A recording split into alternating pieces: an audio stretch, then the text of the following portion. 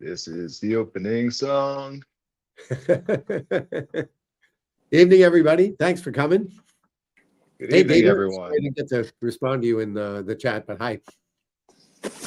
Sorry, Doc. Go ahead. No, everyone is good. I'm just looking for my devices to make sure I'm oriented with my notes and everything. Can read the chat all right. By the way, I have to show something off. I made this Calvin and Hobbes T-shirt about 25 years ago that was literally falling apart, and I finally got around to making a new one. So here's the new improved version. Nice. Do you guys know Calvin and Hobbes? Oh yeah, I used to have the books. I hope so. Yeah, Oh, because yeah. Vaguely familiar. I've seen I'm them dating before. myself because he retired like about 20 years ago, I think. And he was very he did it for professional reasons. He said, I don't want to be one of these guys who's hanging around until his editors start telling him, okay, you're just repeating yourself over and over again, so please retire. So he just pulled the plug, and people have been pining for him ever since. Did you remember his name, Doug? I can tell you in a second. Sam, Yeah, I can't remember. I can't recall. I think it's you got a Sam book. Waterston. Okay, yeah, all with right. two T's. Yeah. I actually have his entire collected works behind me here on a bookshelf, but I can't get at it right now. Huh. Yeah, I'm a huge fan. I've made about 5 or 6 Calvin and Hobbes T-shirts over the years. Huh. There we are. Now I can see everything better. Not used to this layout yet. Hey, Kimberly. Hi, Kimberly. Hi, Amy. Hi, Dieter. Welcome, everyone. So, yeah, welcome to Story Time with Doug. Scarlett and I are subbing right now for Julie. Dieter is tagging everyone. And Julie might drop in, she says, if her pain levels are doing all right tonight. But, That would be sweet. Yeah, but if not, she gave us her blessings to carry on without her for tonight, and she's hoping to resume in January. Awesome. So, yeah, I'm Doc Kaiju. I know I'm out of uniform today, and hopefully that's not too startling for everyone. Business mode. Right, business mode. And please, and of course we have Scarlett here, my co-host for tonight. Everyone already knows her, and of course everyone. I co-host with Julie Be Deep Dive, Sci-Fi Vision, and occasionally Cyberg Queen Media. If you do not know who I am, but you probably all know who I am. So there you go. And of course, I've seen in the chat so far knows you. Oh yeah. Oh yeah. And everyone, of course, knows our acclaimed playwright and actor friend, Douglas E. Hughes. Hi, everybody. Amy's asking about the picture. I believe those are Chelsea buns, Amy, which are kind of like cinnamon buns, but with a few extra goodies in them. They're really good. They're mentioned in the book. Yeah, they have this glaze that you put on, like not the white glaze on top, but there's this glaze you put on them, and it makes its way down to the bottom of the pan. And it's this mixture of brown sugar and cinnamon and butter, and it's just like this hard little thingy on the bottom of the bun. And they're the best. They really are. Like caramelization? Yeah, exactly. That's exactly what it is. They sound good. They are. They're great. Kimberly likes your shirt. Thanks. It took me months to do this. It was sitting on my dining room table. Like I started it, and then I just got to a point where, this part looks really hard. And I put it down and left it there for like 4 or 5 months. And then finally the other day I went, this is ridiculous. I could finish this in an afternoon if I just got round to it. And it actually took 2, but I got it done. So yeah. How did you make it, Doug? These things, they're called liquid embroidery. They look like a little toothpaste tube. And they've got a roller ball, and they're filled with this some kind of plastic-based stuff you draw on with them. Nice. And they're very difficult to work with because if you're trying to do fine work, it's really, really hard. And also working on a T-shirt, just trying to draw a straight line, even with the help of a ruler, is a challenge. So yeah, they're tricky, but once you get the hang of it, they can be a lot of fun. Yeah. So you draw the main outline and then fill it in with those pens? I usually do the whole thing in pencil first. Actually, the Oh, very okay. first thing I did with this was I put in the frame, because then I had a frame of reference Yes. for everything else, you know. Yeah. So yeah, that helped. Huh. Dieter wants to know how many books I've sold. Dieter, I have not sold any books. This book is not available for sale. If you want a copy, you can only get it from me. And it's funny, I was out with a friend this afternoon. We went to see this wild show here in Toronto, this one-man show. This guy who put on a flea circus, which was just awesome. There's this little theater in town called Eldritch Theater, and they work in this little storefront theater, which is called the Red Sandcastle Theater. And they do all kinds of really cutting edge stuff. And Doc, you would love these guys. I can tell you, if you could see the stuff they do, you'd be there for every show. They're awesome. It sounds like it from the name alone. Yeah, it's very cool. Yeah, I went to a steampunk convention. It was down my street. I live in California, and a guy had a little flea circus set up, and it was pretty fun to watch. And the ad libs were great, because there were a lot of kids in the audience. So of course he has no idea what the kids are going to say to him, and he's got to deal with that stuff and come back with a response. And that was kind of the most fun part of the show. It was very funny, lots of fun. Yeah. Yeah, the steampunks usually just play into it. We're all like playing characters and stuff, so we're like, whoa! You know, if we see a flea move, we have little magnifying glasses. Exactly. It's the only, well, I don't know. I suppose there are other kinds of theater like that, but it's one of the few types where being in on the joke just makes it that much more enjoyable, you know? Yeah, it was really fun. So what do you say? Should we get at this thing? Well, I think that's cat is getting at this thing. Yeah, no, it's my brother's cat. She's cute though, but she got kicked out of his bedroom. Oh, I forgot you took it on location. Yeah, yep. I'm at my family's for tonight, at least for the stream.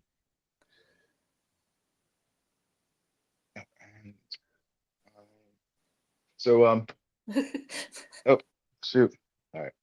Oh, I see what happened. So for tonight, I was wondering, are there any themes or motifs or ideas that we should be maybe thinking of as we go along with reading this? That's a really good question, because unlike a lot of writers, I don't think so much thematically, especially with this genre of material. You know, it's more about plot and character. And the themes kind of present themselves as time goes on, you know. And as I think I've said when we were talking about the first book, the process of writing a novel, for me at least, has been very different than when I write with Marcia, because we basically nail down every detail of the plot, the characters, everything before we write a word of dialogue. And I took a much looser approach with this. I kind of took the same approach that they're taking with From, in that I knew the overall story arc, more or less. I had a rough idea of how it was going to end, but there were lots of surprises along the way that surprised me as much as anybody else. And that was true of this book too. And so you don't think that we should be thinking of the name, well, the title, the shaming of the true as we go along? Well, actually, that is one of the few blatantly thematic things in the book, the title. In fact, when I came up with it, I thought it's a nice play on words, but it's a little on the nose. But as Marcia, my writing partner, likes to point out, I'm very fond of being very much on the nose. So there you go. I was born that way. What can I say? All right. So all right, that were my first part. So I guess let's go over, I guess, pages really quick. So we left off at well, we started at page, was it 54? 54, I think, near the either the very end of 54 or the very beginning of it. I can't remember which now. And do you want to do a recap of the beginning? I think it was the very end. Well, sorry, what was that, Scarlett? Do we want to do a recap of the beginning for people that may not know the beginning of the book? That's probably not a bad idea. Just a quick one to bring people up to speed. So for those of you who haven't had a chance to do the homework assignment, the book starts where the first book ends, and the the opening pages are basically a verbatim take from the original one. The only thing I've done is I've changed the point of view, because in the original book, it's all told from Harry's point of view. In the new book, it's told from the third person. And very quickly, we learned the reason that is because we're not watching a replay of what happened. We're watching a film version of this. Harry's book, because of the death of Julian and all the rest of it, his book became a massive sensation. And of course, inevitably, they decided to shoot a movie. And of course, the minute they started shooting the movie, they completely fucked up the whole story, which was fine with Ceases, because the more inaccurate it was, the happier they were. And while he's there, just sort of enduring this intensely painful process, Pete shows up out of nowhere and starts talking politics and telling him that they need him for a mission. And he's like, hey, dude, I'm retired. Remember, you told me I couldn't do this anymore. After being so publicly outed, I couldn't work for you guys. And he said, yeah, I know, but this is different. You're literally the only person who can do this. And Harry just blows him off. So then he goes home, and because the movie's being shot, I think it's in Calgary. I can't remember now, somewhere out west anyway. And he flies home, and he gets together with Chantal. And they're not living together yet, but she's spending a lot of time in his place. And so she's cooked dinner and everything, this very romantic dinner, and she brings him home. They get to talking. And one of the themes that comes up here is one that has been a running theme in their relationship. And that is that she's very concerned about, Pete muscling in on their relationship, because every time he does, Harry's got to go off somewhere. And Harry's been very cagey about, am I going to move in with you? Are you going to move in with me? What are we going to do about this? There are all kinds of practical reasons why he's reluctant to do this. And she interprets it as lack of commitment on his part. And he's like, no, it's not that. It's just like, I don't want to give up my place in Toronto, but, I don't want to sponge off you. And you can't give up that beautiful home in Montreal. That's where your kids grew up. And, those kinds of things. Anyway, in the midst of all this, Pete shows up again, takes Harry out for a beer, and explains to him why he has to do this mission. There's literally nobody else who can do it. And when Pete explains to Harry that if this mission doesn't happen, then our Canadian version of Donald Trump is going to end up winning the next election thanks to the help of the Russians. And the reason Harry is the only one who can handle this is because the woman who's the head of the IRA, the Internet Research Agency in St. Petersburg, is an old flame of Harry's from another mission that he did back in the 90s. And she's been sending coded messages to Ottawa, and they're all quotes from The Shaming of the True. And he and this actress did this workshop together back in the day where they did a scene from The Shaming of the True. And of course, Pete knows this.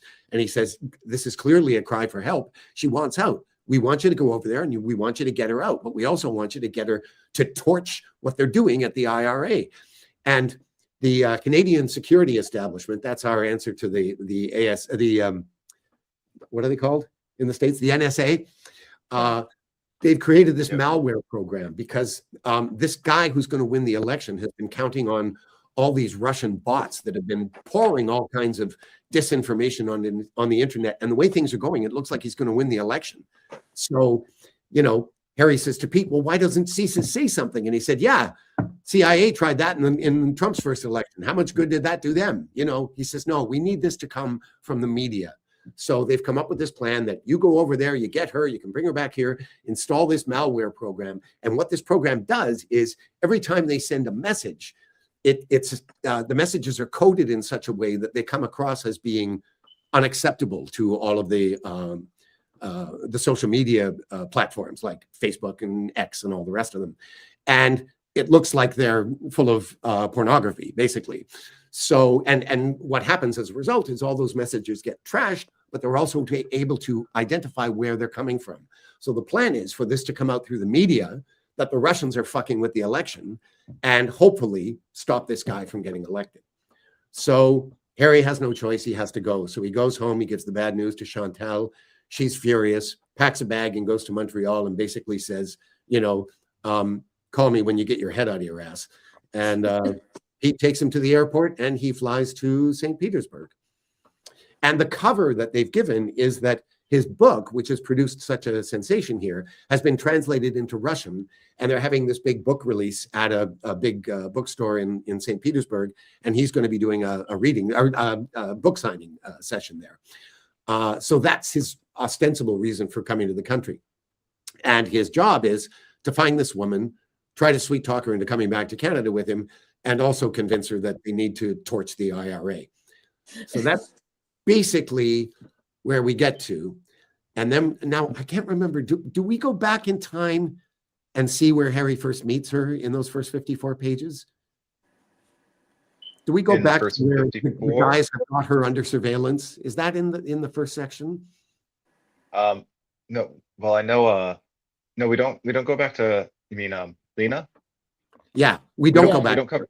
No, we don't meet Lena until we went there, right? Yeah, we don't meet Lena until he gets to Oxford. Right. Okay. So, well, no, remember he meets her like back in 1994, before he meets her in Oxford. But see, this is why I should have like just opened the book, had another look at it, because I can't even remember myself. Bear with me here a minute. I don't remember reading it, Doug. It might be later in the book. No, it's not later. If anything, it's already happened, and I'm just going to double check. Okay. Well, sorry. So after meeting with, I was really focused on pages 54 through 118. Yeah, we could just do that, but the reason I want to cover this is just because if hang on a second. Seems like we all need a refresher anyway, Doug. Yeah. Well, okay, I've got it here. So I'm just going to zip down to page 54 and take a quick look. Oh, went too far.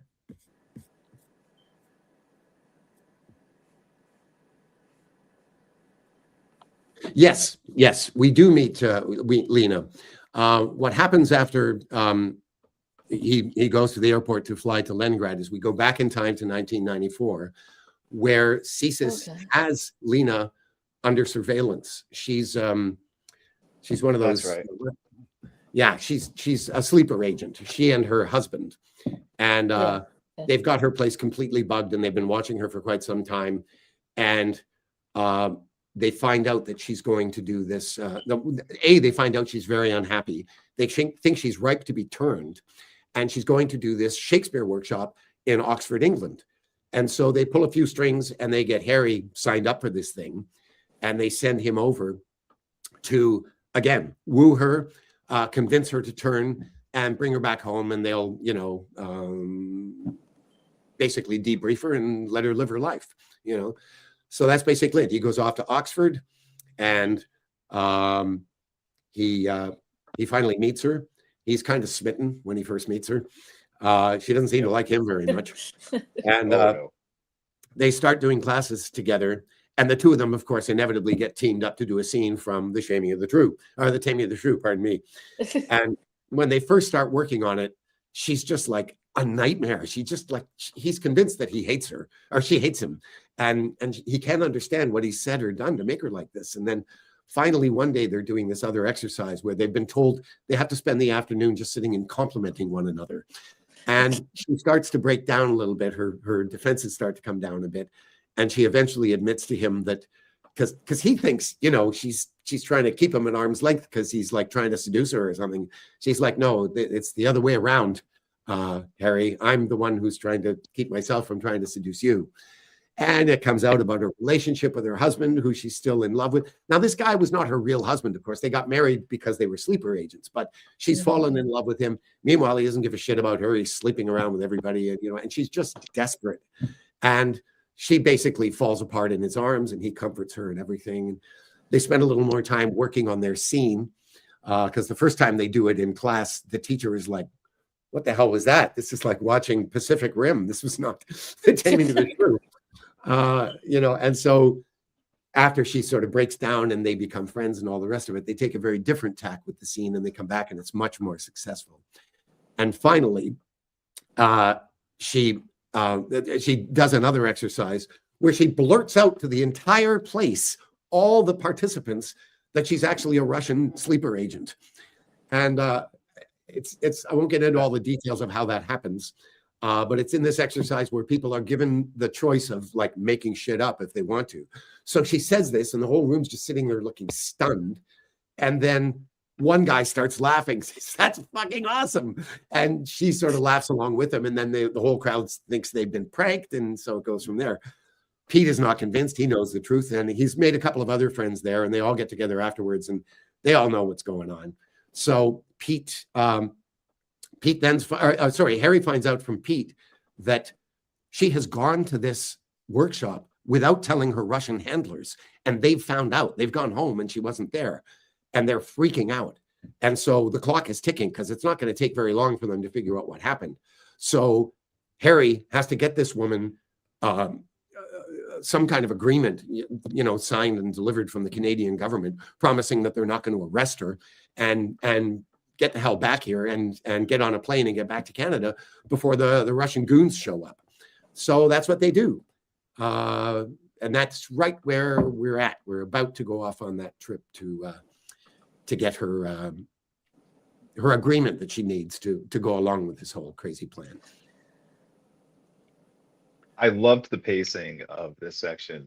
I really did not expect her to just blurt out to the class that she was a Russian sleeper agent. That completely threw me for a loop. And I love how that really accelerated the pace of everything.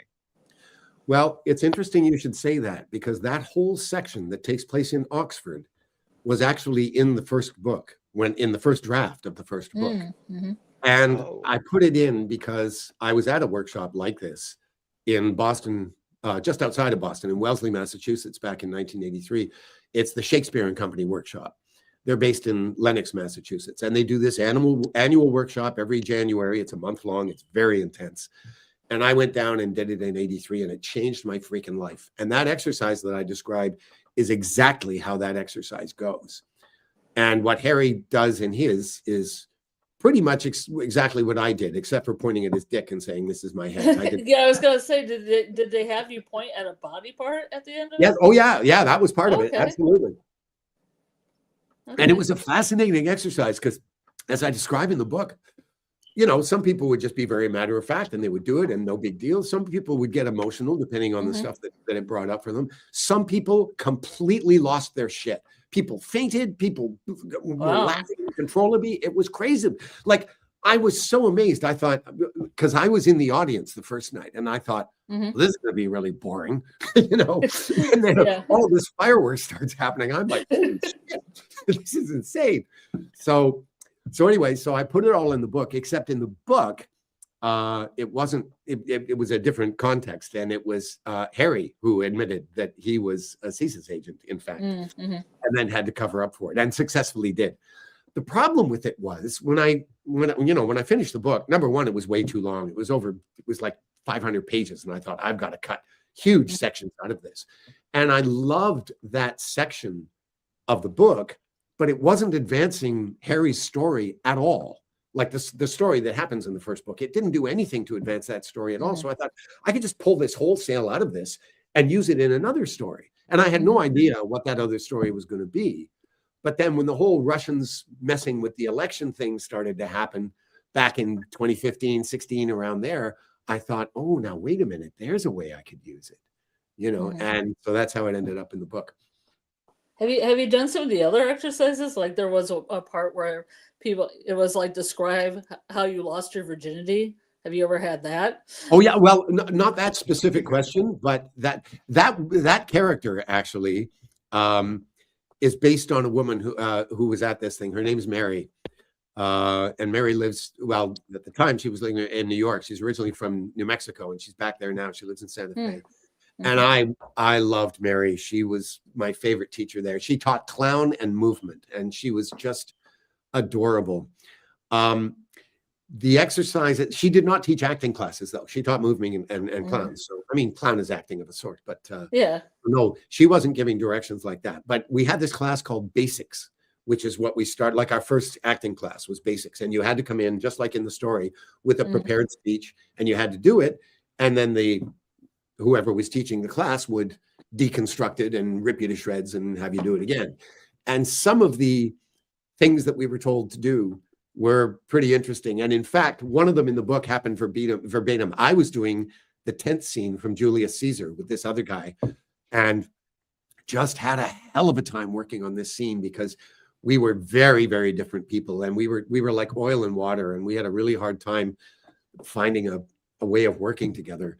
But we managed to do it. And when we did the scene the last time in class, and all of the scenes, by the way, had to be presented to the entire group on the very last day of the workshop. So we knew that there was going to be a big public showing at the end. Anyway, we did our scene together, and it went extremely well. And the teacher, and we had different teachers for the scene study classes. This particular one, she was one of the head honchos there. She said, all right, here's your homework. Go and pour yourselves a nice bath and a nice shot of single malt and toast yourselves, because there's no more work to be done. So that's true. That happened. But the other stuff I just totally made up. But it's very much in the spirit of the kinds of directions we would get. You know, she has a line that our basics teacher, who's this guy named Michael Coleman, who was just another one I adored. He kept saying every time he'd get people to try and mess around with Shakespeare, he'd say, he's dead. He's been dead for 400 years. He's never going to know. You know, it just, yeah. I like that line. Yeah. It was a lovely, and as I say, life-changing experience doing that workshop. So I'm glad I found a place to put it in one of the books. And when they have Marla's writing exercise, I have in my notes, you never had a lady leave you for another lady, right, Doug? I never had a lady. No, that was a classic example of characters surprising the writer. I knew that was going to be a breakup scene, but I literally didn't know until I went to write it that she was going to leave him for another woman. And I had to go back and plant some of the stuff that sort of led toward that after I made that decision. But when I made that decision, I was like, where did that come from? I didn't see that one coming at all. And I thought, well, I hope the reader is as surprised as I was, because, man, it knocked my socks off. So, you know. So with the landlady? Was there the landlady? What's that? Sorry? I said it was with the landlady, right? No. Oh, that story. Oh, no, that was just something what's the character's name? It's gone right out of my head now. It's Scottish teacher. That was just her pulling a scenario out of her butt, you know? Oh, Maury? Yeah. Yeah. Hey, Susie Seashell. Yeah, she's got a question for you. How do you feel about everyone thinking you were in it for no reason? I just have one comment to make about that. Do some frickin' research. Go on IMDb and punch in my name. You will not see it on my list of credits, you know? Or go to the IT website and it'll tell you the name of the guy who's playing the role. You don't have to ask me. You don't have to theorize about it for weeks on the internet. Just go to IMDb and you'll know in about 12 frickin' seconds. So that's how I feel about that. That's pretty fair, I think. It's just laziness, you know? Like, come on, if you're so interested to know, like, do a little homework. It's not brain surgery. What do we have here?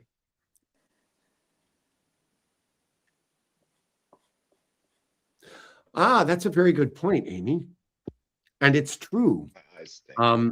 That I mean, yeah, another big theme in this book is how the truth gets manipulated by all kinds of people and for all sorts of nefarious reasons, and how the people who are most upfront generally end up paying for it, you know? And again, that's inherent in the title, you know, the shaming of the true.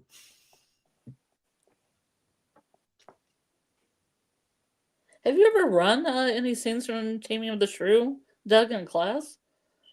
No, I don't think so. No, I've seen a few productions of it. There was a brilliant one at the Stratford Festival back in the late 80s that they set in 1950s Italy, and everybody was cruising around on Vespas. It was nice.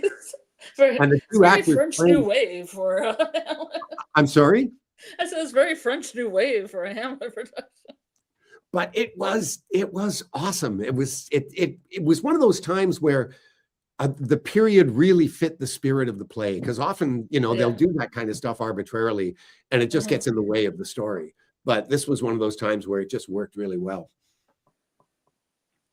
Yeah, but in classes, would you go from something really serious like Hamlet to something light, like scene to scene? Like teachers would give you one scene, like one really serious scene, and then really one light scene to do. Oh, totally. Oh, okay. The scenes that were assigned to the actors had more to do with what the teachers felt that particular actor needed to work on. So it wasn't a question of genre. It could be diametrically opposed to whatever they brought to their first class. You know, as luck would have it, both of mine ended up being from tragedies, because I did the speech that I described in the book. I did Richard II when he comes home to discover that he's basically been usurped. And it's one of my favorite speeches. And the way I describe what happened the first time I tried to do it is very close to what I experienced in real life. But we got there, you know. Do we want to run maybe some of these acting activities with the audience here? Maybe like the compliment one, or the I want you all to know and I don't want you all to know one. I think this could be fun. I think we would be playing with fire if we did that. I think with our crew we might be okay. Would be leaving in droves if we started doing Nobody that. wants to share a story about how they lost their virginity. Anyone? Yeah, well, we could. I think it'd be fun for us to do the what I want you to all to know about me and what I don't want you to know about me one. I think that'd be fun. So make it up. That story that I told, there was a woman from St. Louis who was at this workshop that I did, and she's the one who told this story about faking her death and moving away from home. And she was a TV news anchor or something like that. She was this very visible person, and she just, according to her story, God knows if it's true or not, just like faked her own death and went and created a new identity and became somebody else. So who knows? So to play it safe, everyone make something up. Make up something that you want us all to know about you, and then make up something that you don't want us to know about, that you don't want everyone to know about you.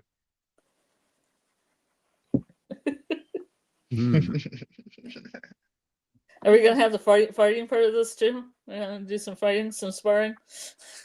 Well, that's going to be difficult to do online. I'll just crashing my recording studio if I try to do that. My stepfather did show me the Jake Paul fight earlier. That was something. I will start. Okay. Okay. Oh, no. All right. The thing I want you to know about me, and please understand, like, you know, when you're answering these questions, you're entirely free to define what the parameters are in terms of, you know, how much you want people to know and what specific fact you want. But this one's very germane to where we are right now. So the thing I want you to know about me is I love doing these lives with you guys. It's one of the reasons I keep showing up with such great regularity, because I just have a tremendous amount of fun doing this. And I wouldn't say this is the thing I don't want you to know about me exactly. But it might be something you probably don't want to know. I think most of the people who meet me on here assume that I have a very full and active social life, and nothing could be further from the truth. I am probably one of the most solitary people you will meet in your life. So there you go. How's that for some honesty? Wow. Well, you know, if you want to play with the big leagues, you got to come prepared. So who wants to follow that act? I guess me. You know, what I want you all to know about me is I want to take over the world. And what I don't want you to know about me is I'm a very long way from that. And I have not taken over. Oh, no, you're not prepared at all? Doc, I think you summed yourself up very nicely. Sorry. By the way, everybody, I don't know if I mentioned I'm sick, so if I sound a little froggy, and I'm going to be doing a lot of this tonight, so please excuse me in advance. I hope you feel better soon, fast. Yeah, I felt better yesterday, but today was kind of like a step back. I mean, it's not terrible. I'm not like, you know, falling over sick or anything. I have a feeling it'll be gone in a couple of days, so no biggie. We're good. Although I'm going to need some more water soon, so. Anyway, and Susie Seashell was asking, did I make that up? No, I didn't make any of that up. That's all. I didn't make up mine either. No, I didn't. That's perfect. That's pretty much what I think of when I think of you, Doc. Yep. Wants to take over the world and is a long way from doing it. You don't want to take over the world. That is a job No, you I do don't. not want. Trust me. Everybody wants to rule the world. That's how the song goes. That's that may be what Tears for Fears think, but I don't know. Uh-huh. Yeah, I don't think I could handle it. Don't tell anyone that. Scarlett, you want to go? So Shadow, I need to tell myself what was the assignment again? that the thing I want you to know about me is, and then the second part is the thing I don't want you to know about me is. The thing that I want you to know about me is right now I'm drawing a common loon with a pencil. Me? Okay. With a baby loon sitting on its back. Oh, What I don't want you to know about me is secretly I really love Christmas. I might look cynical, I might talk cynical, but I love me a Santa. I love, like, the cheesier, the campier it is. I went to a historical village that had a little play, and it was like a little dancing Frosty that had a fuzzy guitar, and it was just kind of even left shark in it, and I loved it. I loved it so much. So you're just a cinnamon bun. Yes. oh. But I love Christmas. Like, people don't think I love Christmas. I love Christmas. The more hokier, the better. The more cheesy, the better. The more like kitschy, the better. Love it. But I don't want people to know. Yeah, I kind of feel that sometimes too. I like that dark exterior. I like that mysterious exterior where people don't think, because I'm dressed in a full length, like, woolen coat, black hat. I look very Russian, like very Severance season 2, and I'm walking around and people don't think that I'm full of happiness in my heart. They think I'm a Grinch. Maybe you're a sleeper agent, and soon we're gonna be characters in your semi-fictional. And I have a Bah autobiography. Humbug hat that's a Santa's hat that's black and white, but I wear it ironically because, I wear it in a way that I am embracing Bah Humbug because I love Dickens. So, Makes but me don't think tell of when anybody. My mom took the family to the Yankee Candle Company. Oh or yeah, factory I love Yankee Candle. once. That was pretty. That was actually really fun. I really liked that. We've got some. Here we go. There we go. And Yeah. We were talking about that a little while ago. It's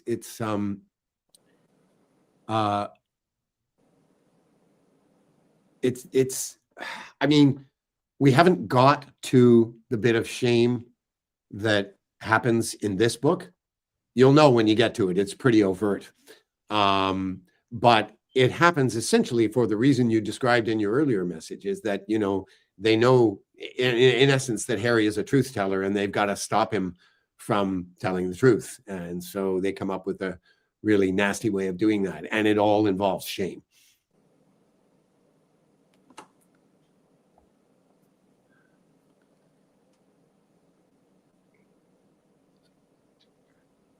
So CZ Seashell has volunteered all kinds of things she wants us to know. That's right. I'm trying. Not surprising. I'm trying to scroll back to that. Everything moved too fast in here. Yeah, I thought maybe you were like trying go. to find things in the chat. Yeah, I'm trying to find them and scroll. Are you through on your phone, Doc, or did you find a way? No, I'm on my computer. Yeah, I'm but on multiple Doc said he had phones. to do it from his phone. Doc does, yeah, but I don't. I've used the same setup I always use. Yeah.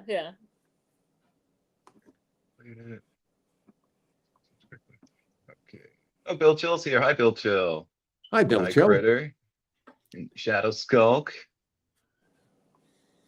And still scrolling down. We had a lot of chit chat in here. Okay, that's not true. And that one is, I'm pretty sure. Oh, here we go. All right, so Amy says that she's great at noticing small details in stories, songs, or artwork. That's something she wants us to know about herself. But And she doesn't want us to know. I don't know if she's put anything she doesn't want us to know. I don't think she got that far. Deep dark secrets.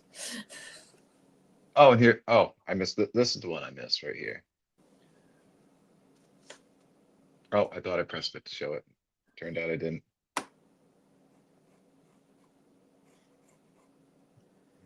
There we go. She's memorized the entire dictionary backwards. Yeah, that's the one I have some doubts about. Yeah, that didn't happen. Hey, Tab showed up too. Hi, Tab. How's it Yes, I going? just Haven't noticed seen that. you Hi, Pat. around. It seems a lot like two truths and a lie. Yeah, it is a little bit like two truths and a lie. It made me think of that too. From Susie, we got what I want you to know about me is my first concert was the Grateful Dead in the womb. What I don't want you to know is I'm sure the Rei Atlas is not a comet. Never mind. I want everyone to know that. Okay. Is that like something that's like supposedly heading around here? I'm not Yeah, familiar with it's that. already been by, and it was acting in some anomalous ways for a comet, and people were starting to conjecture that maybe it was under its own power as opposed to just the gravity of the sun. So that's what that's all about. Oh, okay. Hmm. Yeah, I'm apparently not up to date on some of these things. If you Google I'm Rei surprised Atlas, you're not. Yeah, I know. I should be. I should be very knowledgeable about these things. Apparently not. Sorry, Doug, what were you gonna say? I'm just looking at Susie's other message here that she just live streamed her Yule log on TikTok and got 2,000 likes. You know, That's pretty awesome. my writing partner and I have been struggling with ways to get our plays advertised, and I just really, really, really don't want to go on TikTok. But I read stuff like that, and I think, Yeah. you know, we may just have to get in bed with the devil. Yeah, I don't like it either. Oh But yeah, it I've is a good noticed. way to advertise, Doug. Yeah, I know. I know. I've I noticed my love most this. popular content. Oh, sorry. I'm just looking at Amy's comment here. This is very good. I want people to know I love chicken and dumplings. I don't want people to know I'm a dominatrix. Such an interesting juxtaposition of interests. I tend to believe that's right. I think it's funny, you know, when people are telling the truth, it usually feels completely self-evident when you play this game. Yeah, I did notice on TikTok and stuff, just on social media in general, it is the like lowest effort stuff that seems to be the most popular, especially Yeah. if it's short and bite size, Yeah. because I can actually spend time creating content and we'll get like 50 to maybe a couple hundred views, but then I can like just in a couple seconds animate some old concept artwork that never made it into a movie, and that gets like 10,000 views. Mhm. And it makes It's all me about the feel like visuals. dirty. Yeah. Yeah, I know it's nuts. And I mean, try promoting a play in that environment, you know, which is a literary medium. I mean, good luck. So we would probably just be wasting our time, you know. Is there a limit to how long a TikTok message can be in terms of time? Like, Is it like 50 minutes or an hour? I think oh, is it maybe that long? maybe it's a Oh, half Yeah. hour. Yeah, a Yeah, lot you of get a people do chunk of time. tutorials and stuff on it. I had a funny feeling that it was just like, you know, short, like Yeah. a couple of minutes, like kind of like Instagram, and that's it. You know? Yeah. Oh, Those get the that's most engagement, but cool. Well, we may have to rethink that in the new year. oh, Oh, that's Chad, our love. bless your heart. By the way, Tabitha, I have submitted my name for the Toronto Comic-Con. I don't know if I'm going to be accepted or not. Oh. I put my name in, so we'll Nice. see if anything happens. Huh. When does that happen, Doug? Can't remember. It's a few months away, like April, maybe May, June, July, somewhere around there. I don't know. Can't remember. Last time it was in the summer. It was like, I think it was like late July or early August last year. I've never been to a Comic-Con. I only went once. I went shortly after shooting the season 3 finale because I thought I should find out what this whole scene is all about, you know, and it blew my mind. Oh my God. You just realize like how many incredible microcosms there are out there, like with such an incredible panoply of interests too, like everything from gaming to anime to comic books to old movies to horror TV, and I mean, and everything, and cosplay. I mean, the fact that there are professional cosplayers just blows my mind, you know? It's crazy. So yeah, I was like, holy crap. I'm glad I came and looked at this case. If I just walked in here to like do a signing sometime, I would have been a little overwhelmed. So at least if they do have me in, I'll have some idea of what I'm in for. I've even started following some cosplayers. There's like a Freddy Krueger one on TikTok that I follow, and then there's a Ren Serizawa cosplayer. He's from a Godzilla MonsterVerse that I follow on Facebook. A lot of Mecha Godzilla themed stuff there. Tab says happy solstice. Oh yeah. Merry Happy solstice for everybody. Now the days get longer. Thank God. Yeah, I know. I'm so tired of the sun. I'm so tired of the sun setting at like 4:59 each day. Oh, I know. It's crazy. Well, I moved to London, England when I got out of theater school, and I moved there in January.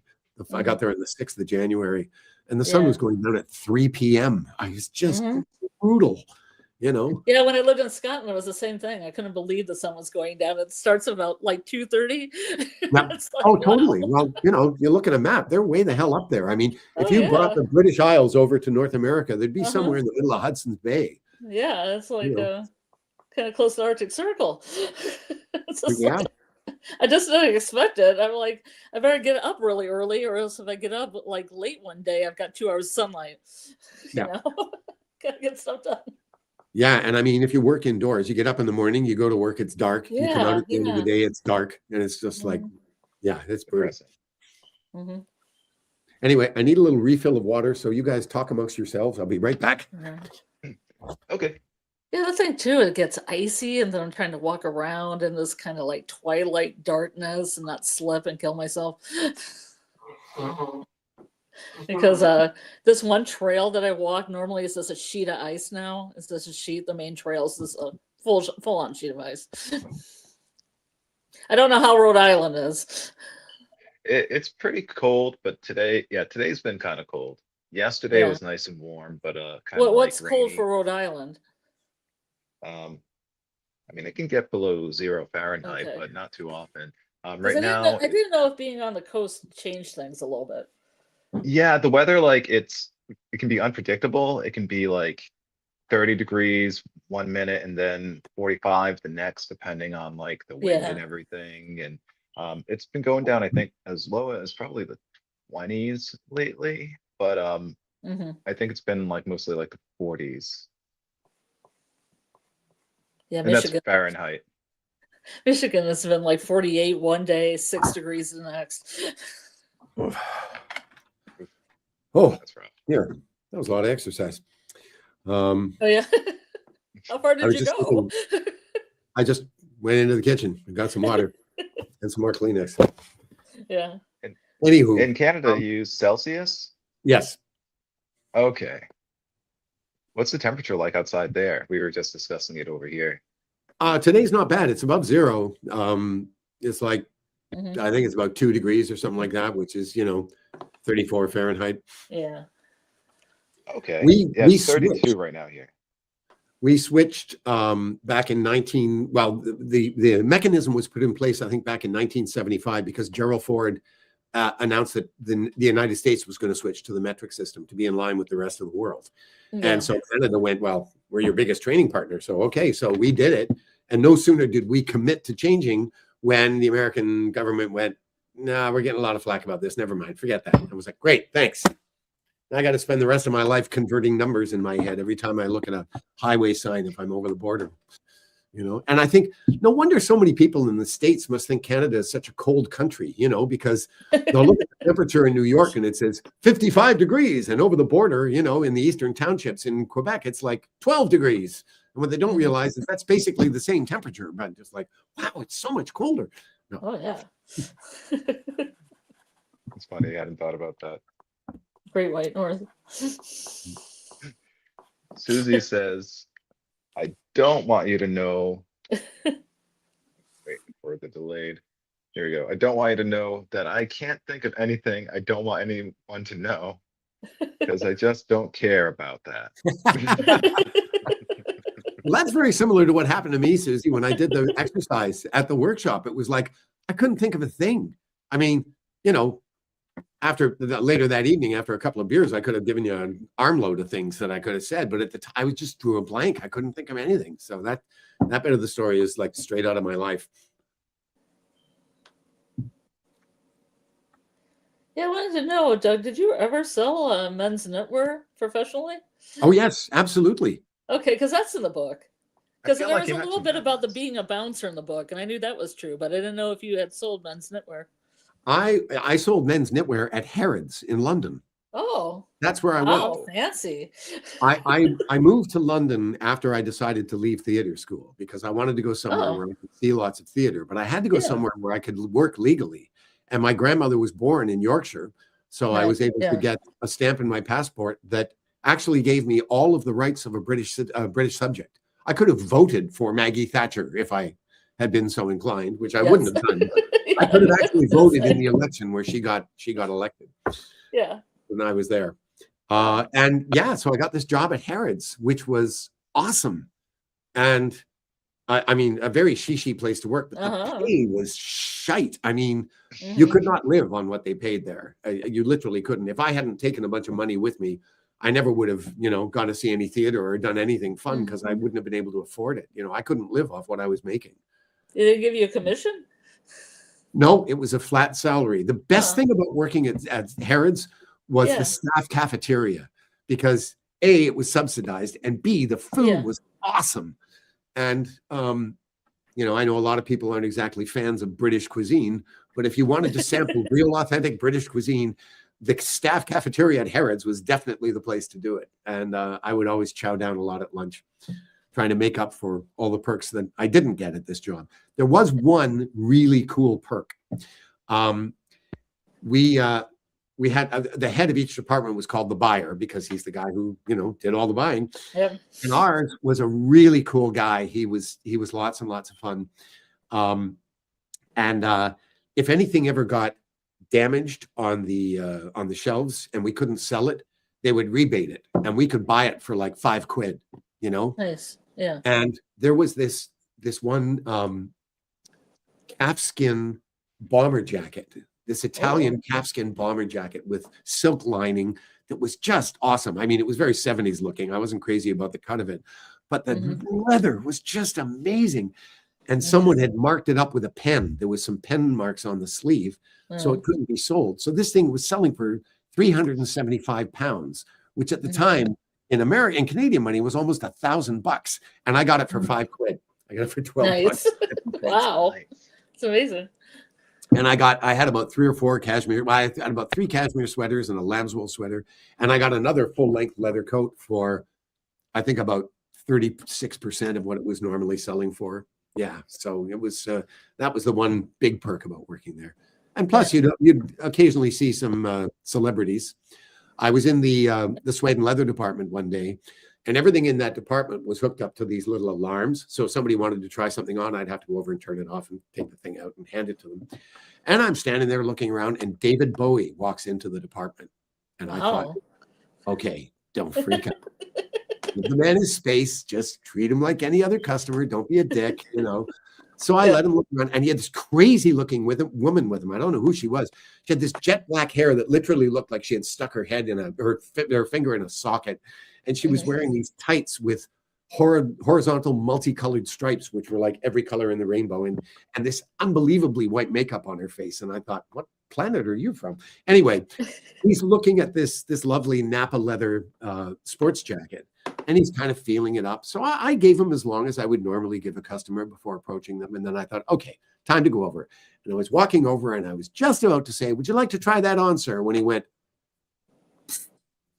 and turned and walked away. And I just sort of went, Oh. I'll just be over here if you need Oh. So I did meet him a second time here in Toronto, actually. The place where I was a bouncer, he and Peter Frampton had some kind of co-produced project that they were advertising. And they had a big do at the Diamond where I used to work. And I don't Frampton must have been there. I don't remember seeing him, but David Bowie walked right Yeah. past him, you know. And Pink Floyd was there one day at the bar too, all four of them. Wow. Yeah, yeah, we had some amazing acts there. It was phenomenal. But yeah, Harrods was a pretty special place. Yeah, so you've been to Oxford then?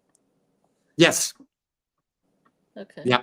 Because you go on about food at Oxford too. You were talking about the food at Harrods, but you have this whole paragraph where you go on about the food that was in the cafeteria. Well, that is about the cafeteria at Wellesley College, because that's what breakfast is like there. That is as an accurate a description as I can give you from my 40-year memory now of that place at breakfast. The first day I walked in there, I was just like, holy crap, this is awesome. You know, and in fact, one day at lunch, they had clam strips, which I loved. So I got this plate, you know, and I'm like 24 years old at the time. Yeah. This plate just heaped with clam strips, and I'm shoveling in my mouth. And I look over, and there's this older actress from Canada. Well, she would have been middle-aged at the time. And she's looking at me, and she's got this big grin on her face. And I just sort of stopped, and I said, "What?" And she said, "I guess it's just the mother in me, but I really enjoy seeing someone enjoying their food so much." So yeah, it was the descriptions of Oxford are basically the descriptions of Wellesley College. Oh, okay. I mean, when I talk about Oxford at the beginning, that, you know, the exterior and all that, that's all of those buildings that I described were taken from Wellesley College. Huh. So yeah, I guess first off, we should ask, does anybody have any questions about anything we've mentioned about the book so far? I know you might have some, Doc, that we haven't had a chance to get to. Yes, let's see what we got over here. I have not been keeping up with the messages. We kind of got ahead of us. I guess we still have a lot of truths and lies. I'll let you folks enjoy those so we can move on a little bit for now. We should say them. Why do you say if you out loud? Because I like this exercise. It is a lot of fun. All right, one second. Well, I can do that for you, actually, if you want, while you're paging through that stuff. Shadow Skulk has a few of them. Oh, okay, perfect. She started off with, "I'm a fairly open person and don't know a lot that I don't want people to know about me. I think the thing about myself is I'm most uncomfortable. The thing about myself I'm most uncomfortable with is being as overweight as I am. It's also one of the things I get judged most for." And then she says, we did the Grateful Dead one. And then she's got another one. "I don't want you to know that." We did that one too. "What I do like people to know is how much into arts and crafts I am, as well as painting and drawing, and I'm fairly decent." Awesome. I love that.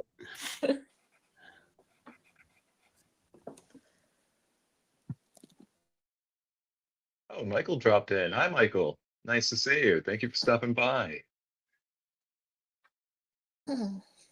Which is that, Michael Grimkin? Yeah. Yep. Oh, Michael. I haven't seen him in a while. Bangers and Mash. Okay. Don't really have too many comments about the story, other than that Susie loves your stories, Doug. Susie says, "I do hate porcelain dolls. Oh my God, my great grandmama had a bajillion like that. Gettysburg. Nope. That dang thing on From. No."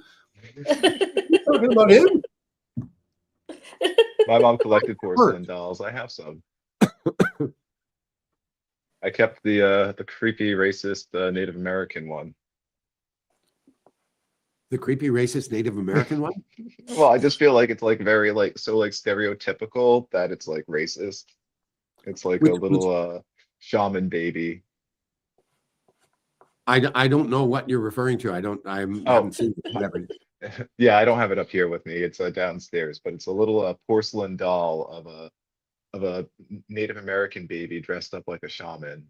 And my mom got it like way back, probably in like the 80s or maybe even earlier. And I call it my little racist Native American doll. It just seems a little racist, but it's really cute at the same time. Well, I don't know if it's dressed up as a shaman. I mean, you could look at that as a nod of respect, you know. Hey, yeah. I mean, I run into this all the time with the Chicago Blackhawks because people see the Indian head and the first word out of their mouth is racist. And it's like, do a little homework and you'll find out that it's the opposite. And we've talked about that on here. But, Yeah. you know. Oh, and by the way, all that stuff about that American chick from Chicago, all true. Her real name is Myra. She is also a playwright. She's had all kinds of jobs. She used to run a theater company in Portland, actually. She was born in Lake Forest. And then when I met her, she was living in, as she mentions, living in a part of Queens called Richmond Hill. And then her husband got a job at the University of Oregon. And so they moved to Portland. And she was there for many years. And then they split up. Oh, no, they ended up going back to New York for a while. And then they split up and she went back to Portland because she liked it there. Portland is a very cool town, I have to say. It's very schizophrenic. It seems like it's made up of like 50% MAGA nuts and 50% tree huggers, and there's no middle ground at all. You know, like it's two extremes living side by side who miraculously don't end up killing each other every day. But it's a very funky town. I like it a lot. Yeah, I once had a mock wedding at the 24-hour Church of Elvis in Portland. Oh, really? Yep. They have a 24-hour Church of Elvis. Of course they do. And I mean, that's the kind of thing I would normally. Polaroid of it too that says I just got married at the 24-hour Church of Elvis on the sign that I held. Oh dear. And I still have the Polaroid. I wonder how many people who go home with pictures of that end up in counseling. Yeah, I was going to ask you if you had any Zoes or Gemmas in real life. Any Zoes or Gemmas? Well, Zoe is based on her name's come right out of my head now. Kristen Linkletter, who started Shakespeare and Company in Massachusetts. Kristen didn't look anything like Zoe. The physical description is completely different. Kristen was like mid-40s, heavy set, dark brown hair, shoulder length hair, and very Scottish looking. She was a Scot. And Gemma, who's Gemma? Which one's Gemma? Is she the one that teaches the class? I can't remember the name I gave. Think about it, Doug. Oh, I've got it here. I can look it up. I've got the script right here. I don't think that is her name, though. The other guy, his roommate is totally made up. That he's not based on anybody. Yeah, okay. Yeah, Tab had an Elvis at her wedding in Vegas, and they're divorced now, she says. Well, I saw this interview with Dave Matthews, and he was taught, this was many years ago, and he was talking about how many people who got married would send him emails saying that they played his song, Have a Little Faith in Me, at their wedding. And he said in the interview, every time I see that, I wonder how many of these people are still actually married.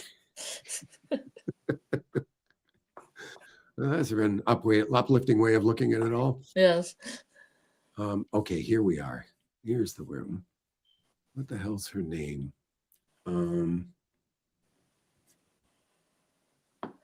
I also wanted to ask if there were ever, when you were doing fighting scenes, was there any erotic girl-on-girl fighting scenes? Actually, you know what? That fight is taken from the very last day. We did a whole bunch of presentations from the different classes. And two of the gals, my friend Myra and another gal, did a girl-on-girl fight that was not as violent as that one and not as sexually charged as that one. But it was a really good fight. And it ended up with Myra kind of standing on top of her with this, like, don't fuck with Chicago look on her face. So that's where that stuff came from. Yeah. Do you make like composite characters sometimes where you combine like things from multiple people? Oh, absolutely. And that's true in both books, particularly in the first book. Most of those characters that we meet are a mixture of different people. Morag, that's the name of the teacher I was looking for. Yeah. Yeah, I had to look up that name, Doug. Apparently, it's a quintessential Scottish name for girls. Totally.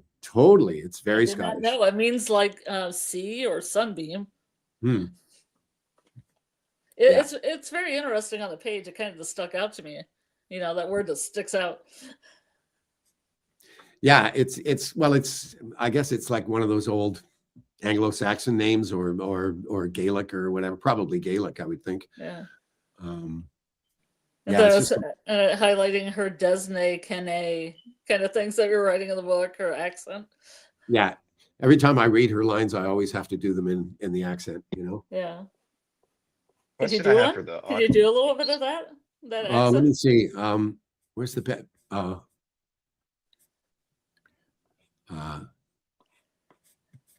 I'm going to go back to the scene where they do their first scene together, and it's a disaster.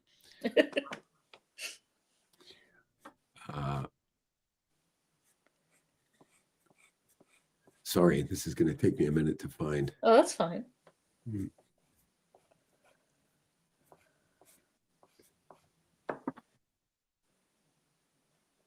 I mean, I got a follow-up question about Cockney accent too. Okay.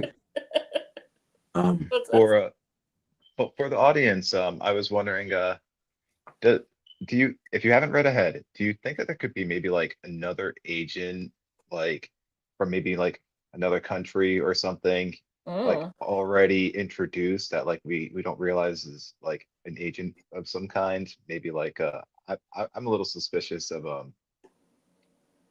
Rudd.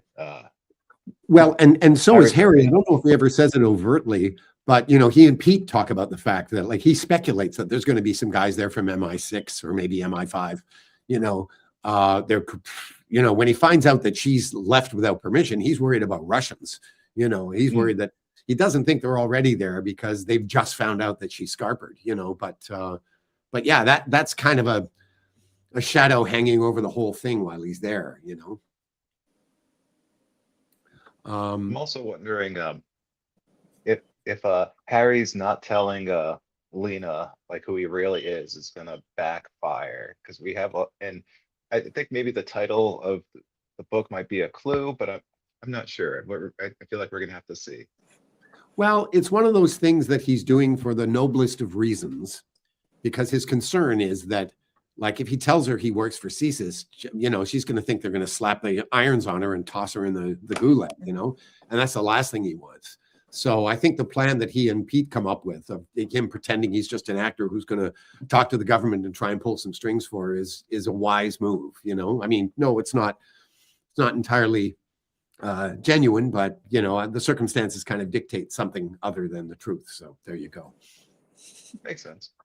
But the fight scenes in general were very close to what happened. Like that bit where the two guys come up with some stuff that they hadn't been taught yet. We actually did that in my fight class because I had taken some fights choreography stuff at theater school, so I was a bit ahead of some of the people. And the teacher was like, "Hey, dude, wait till I teach that," And yeah, as I say, Myra is very much based on a real person. Marla is her name here, or Martha. Pardon me. Martha. Her real name is Myra. But yeah, and that Martha is the chick from Lake Forest. Yeah, I had to look up Lake Forest too. I didn't know that was part of Chicago. And I was like, okay, that makes sense. Neither did I when she told me that, and that bit about. I remember you saying this story because she said like Lake Forest, like you were supposed to know. Exactly. I mean, she literally walked up to me and said, "Who are you and why are you wearing that jacket?" Oh, really? That's funny. That was her introduction. So she didn't immediately ask to shag. No, that is based on a completely unrelated story. My first girlfriend was sharing an apartment with a gal who was in the stage management program at Ryerson, where we went to school, and my girlfriend was from this small tobacco town in southwestern Ontario called Tillsonburg. And one day, this guy named Bill, a high school friend, was coming into town, like literally straight off the farm. I don't think he'd ever been to the city before, so he's a real farm boy, real innocent, and he's meeting these two at a bar. And he had no idea who this woman, her name was Pam, had no idea who she was, but she had a very good idea of who she was meeting. So when Bill walked in, Helen, my girlfriend, said, "Bill, this is my roommate, Pam. Pam, this is Bill." And Bill says, pleased to meet you, Pam. And Pam looks at him and says, nice shirt, Bill. Want to fuck? Right. Literally like had no idea what to say. And when she told me the story later, I said, no, I would have said, no, I'm going to go out and get 12 more of these shirts. Anyway, so that's where that little tidbit came from. Yeah, I also like the other part where you met somebody from Toronto, because it's like the two people from Toronto that would know each other. Because when I lived in California, I would say I was from Michigan, and the response would be, I have a friend in Detroit. Do you know him? I'm like, yes. And it's just, I mean, what I love about that is, like, you know, Harry is usually pretty good at handling situations like that. Again, when his heart gets involved, you know, it all goes out the window, and that's the best he can come up with. I mean, it's the lamest opening you can imagine. Yeah. That's all he's got, you know? Yeah. I can't help but wonder how hard it must be for Lena to have to like make that choice of betraying her country. Like, does that mean anything to her? At this point, no, not really, because even when she was, you know, because you have to remember when she first met Harry, it was back in 1994, and the bloom was already off the rose. And apparently this happens to a lot of sleeper agents. You know, they go native, and they just, their heart isn't in it anymore. And, you know, because of what happened to the Soviet Union, they were kind of left hanging, all those people. I mean, yeah, they were probably still getting whatever intelligence they could from these people, but it would have been, you know, the objectives would have been quite different, because once the Soviet Union dissolved, you know, the idea of Russia trying to take over Canada, for instance, was kind of out of the question, you know, unlike now. Did I say that out loud? I know a little bit about going native. Oh, on Earth? Yeah. On Earth? Yeah, you have no idea how many credits Earth clothing costs up here. It's ridiculous.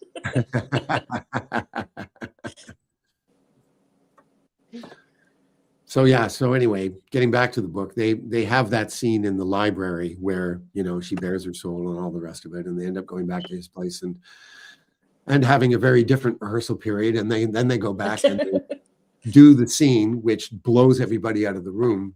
And I went past the bit that I wanted to mention. It's when Morag is giving them their homework after she sees the scene the first time, you know, and she says, you two have to go and sit somewhere and tell each other nothing but compliments. And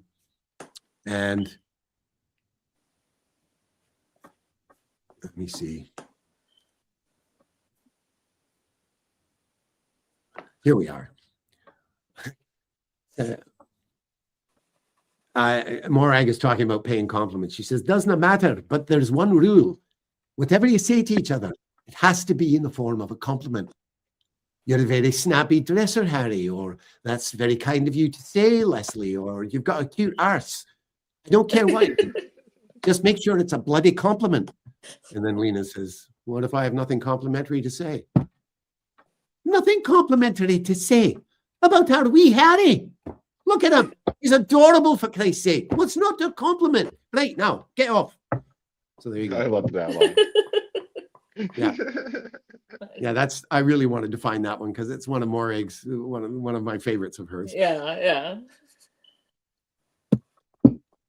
Anyway. Lori's here. She says hi. Hi, Lori. Haven't seen Lori in a long time. Well, should be hosting your Christmas trivia tomorrow, Doug, if you want to show up on Sci-Fi Vision. I actually saw that, and if depending on how I'm feeling tomorrow night, if I'm well enough, I thought I would just pop in and hang out for a bit, you know, because I don't have any. We're giving out a prize too. You might win a prize. I saw that, yes. Not really up on my Christmas trivia very much, but hey, I'll play along. What the hell, you know? Yeah. If it's still going when I get out of work, I'll join in. Yeah. So anyway, so Harry and Lena finally bare their souls to one another, and they've kind of, you know, confess how they feel about each other. And I can't remember exactly where they sleep together, but then that happens too. And then the exercise happens. And Lena, lets the cat out of the bag. And Harry doesn't know how to deal with this because she covers, reasonably well. Most people seem to think it was a prank. He knows better because his antenna is like totally tuned to this thing. He knows the minute he hears it, just because he knows it's the truth. So, there's no like getting it past him. And it's like, what do I do? Do I out her or do I pretend to support her? And he's not too sure which is the wiser course of action. Of course, it gets rendered academic anyway, because then we find out that the Russians have discovered she's left without permission, and everybody hits the panic button. And Harry has to call home to Pete. Pete tells him what's happening and says, you've got to get her to London. You've got to get her, to sign some kind of an agreement so we can bring her home to Canada before the Russians get there, because they're going to be there soon. And so that's the plan. And he press gangs Martha and what's his name? Howie to go with them, And Pete doesn't like that idea much, but it's like, well, what other options do we have? And God knows, I'm safer with there being four of us. Where there's more people, yeah. And so that's basically where things get left, is like, they're waiting for first thing Monday morning to hop on the train to London and take her to Canada House and hopefully get some kind of deal signed so they can get her out of the country. Where's Canada House? It's right in Leicester Square. It's right in the heart of the city. It's a beautiful building too. I've been there a number of times. So if anyone has any questions about any of this, any of the details I've glossed over. Well, I have to, you weren't here for this bit, Lori, but I don't really celebrate Christmas. I don't actually have any plans for Christmas Day.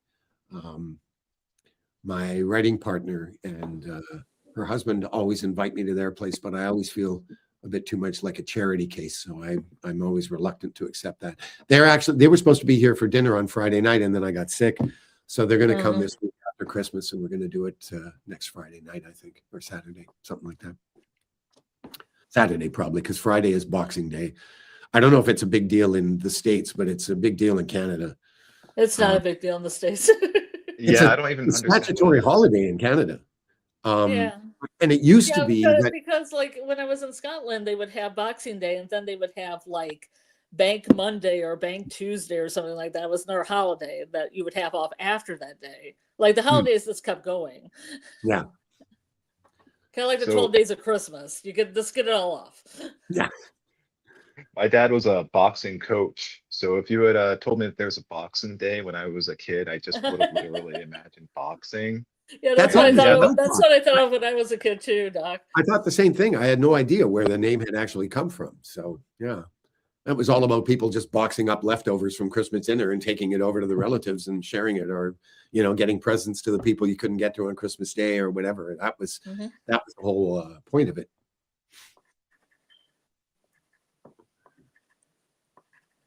We have a comment about. Oh, I would have to check that, Susie. I may have gotten that wrong. Let me just double check that right now. This thing is not foolproof, by the way. It's been proofread, but it's been proofread by me, so it's that's not been perfectly dealt with. Hang on. Yeah. Oh yeah, I saw that. You showed that to me. Yeah, it looks like we're bringing back the whole gladiator thing. I mean, we've got a. That is, oh, I know, that's ridiculous. That's just like, well, fortunately, he's not going to be alive for very much longer. So I don't, he can talk all he wants about the shit he's going to do. I doubt very much of it's actually going to happen. God knows he's done enough damage already. That is the correct spelling of Lester, by the way. Yes, and that was part of it too, Lori, boxing up gifts to return or re-gift or whatever. Re-gift. Oh. No, if you live in England, it's Leicester.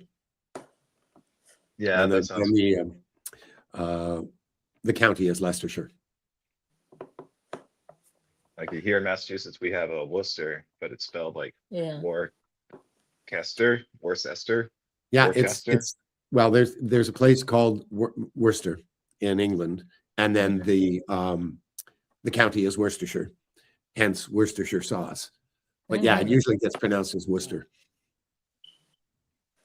Yeah, Massachusetts one is Worcester. In fact, there's a great limerick about a gal from Worcester. There once was a woman from Worcester who dreamt the young man had seduced her. She woke up to find it was all in her mind. It was only a bed spring that goosed her. I used to have a book with 101 dirty limericks, and I don't fully remember any of them.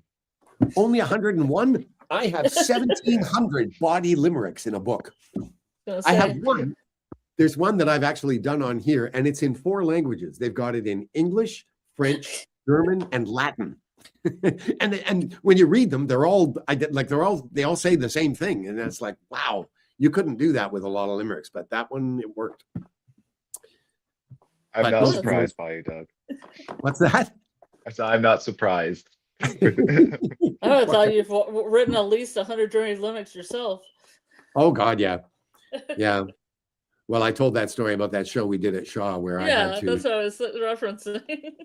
Yeah. Yeah, you're right, Lori, and it's the obvious place to do it because it's a big square and it's right in the center of town and you can cram a gazillion people in there. One of the most surreal things I saw when I was living in London, this was back in 1979, they had a royal showing of a movie. They would do this every once in a while, some movie was coming out and the Queen or some member of the royal family would come to see this movie and it would be a really big deal. And it was happening at a theater that was right on Leicester Square. And so the entire square was filled with Rolls Royces and all these luxury cars. And in the middle of it all, there was a Pontiac Grand Prix with Ontario license plates on it. And I thought, who the hell brought a Pontiac Grand Prix from Toronto to London, for God's sake? It must have cost a fortune. And it's the last kind of car you would want to drive in London because it's a boat. It's huge. I mean, this was the mid-70s when all those cars, you could feed a family of 8 on the front of your car if you wanted to. And I thought, who's the maniac that decided to do that? Anyway, just this weird thing where you just sort of go, did I get suddenly transported to another planet for some reason? But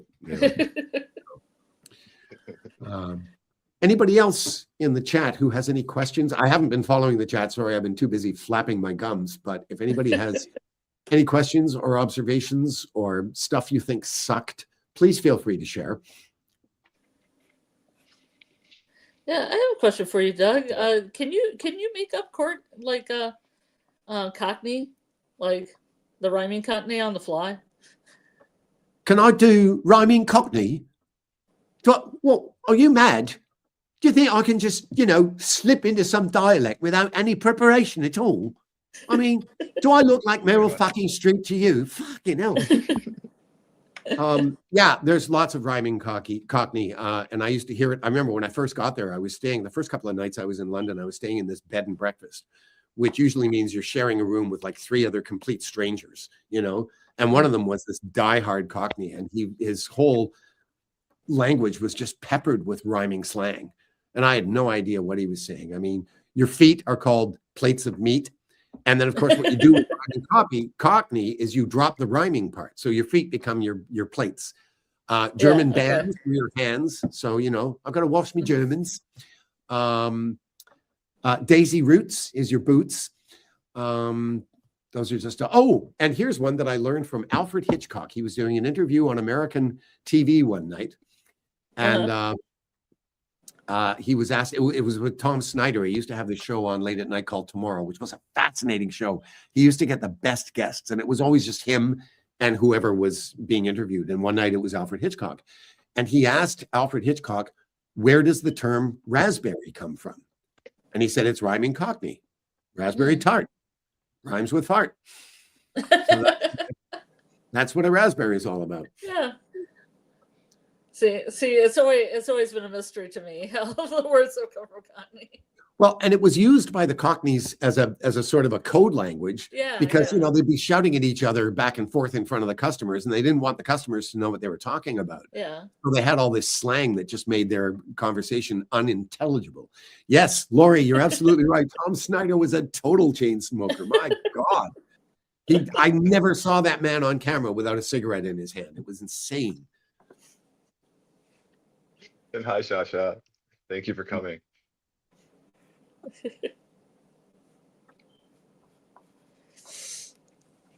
So, anything else in here?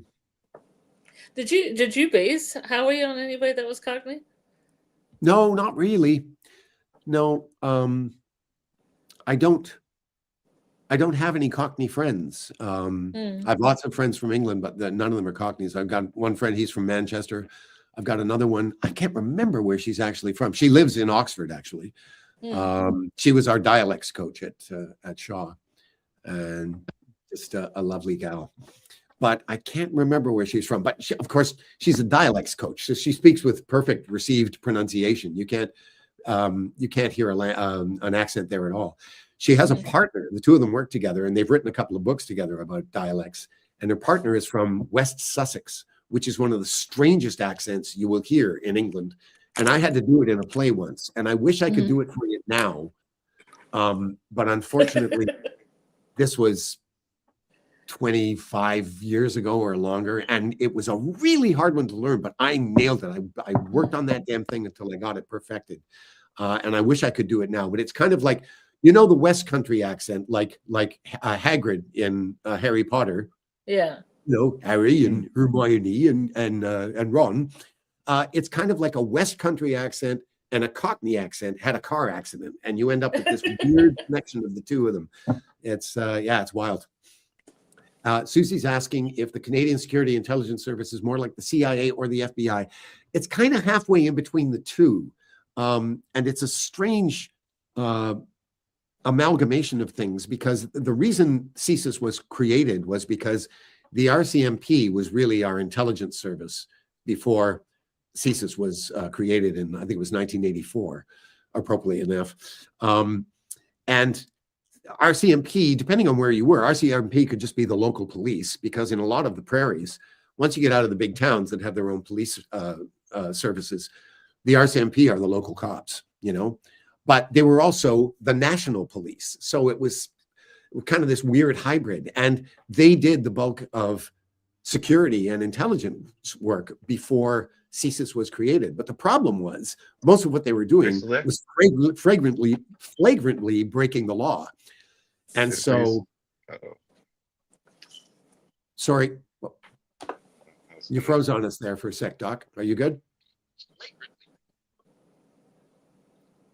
I don't know. I don't know how much of this Doc is getting. Hopefully it's not getting beaten back to his own planet. He was saying he was a little leery about doing this on Wi-Fi. And now he's gone. He'll be back. No.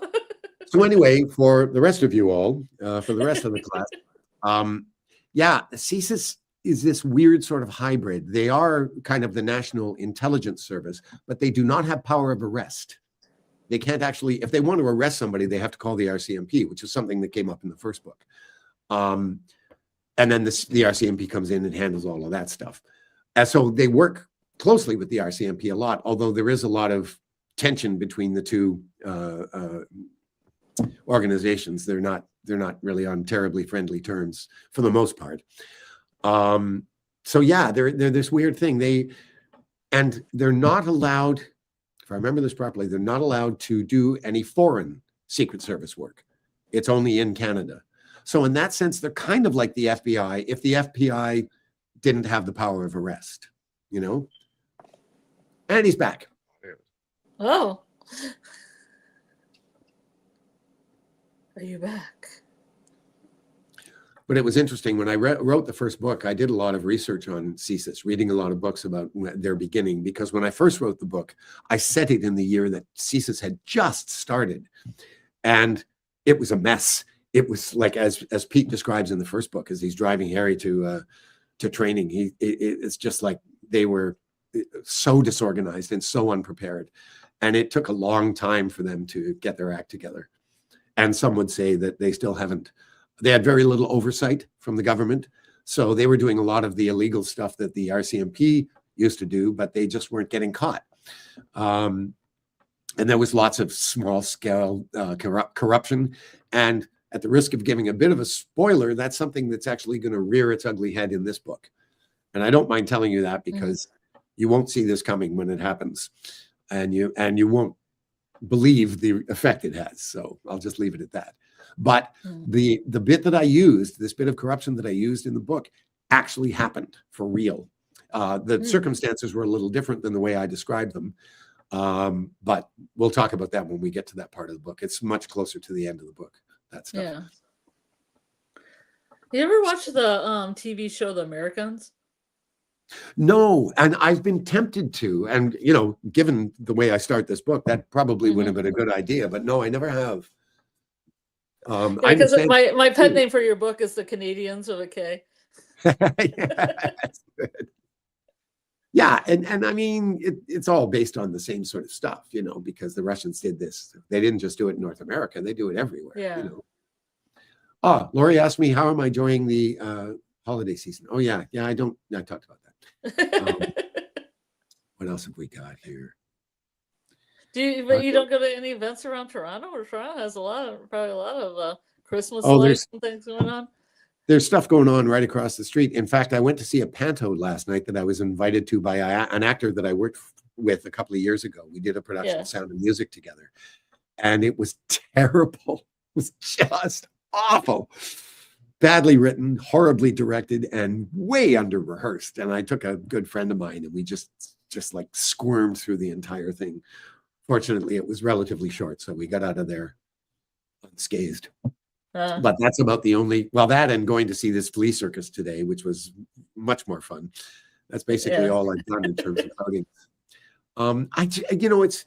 It's something about being single. I find I'm much less inclined to take part in those kinds of activities unless I'm going with a friend.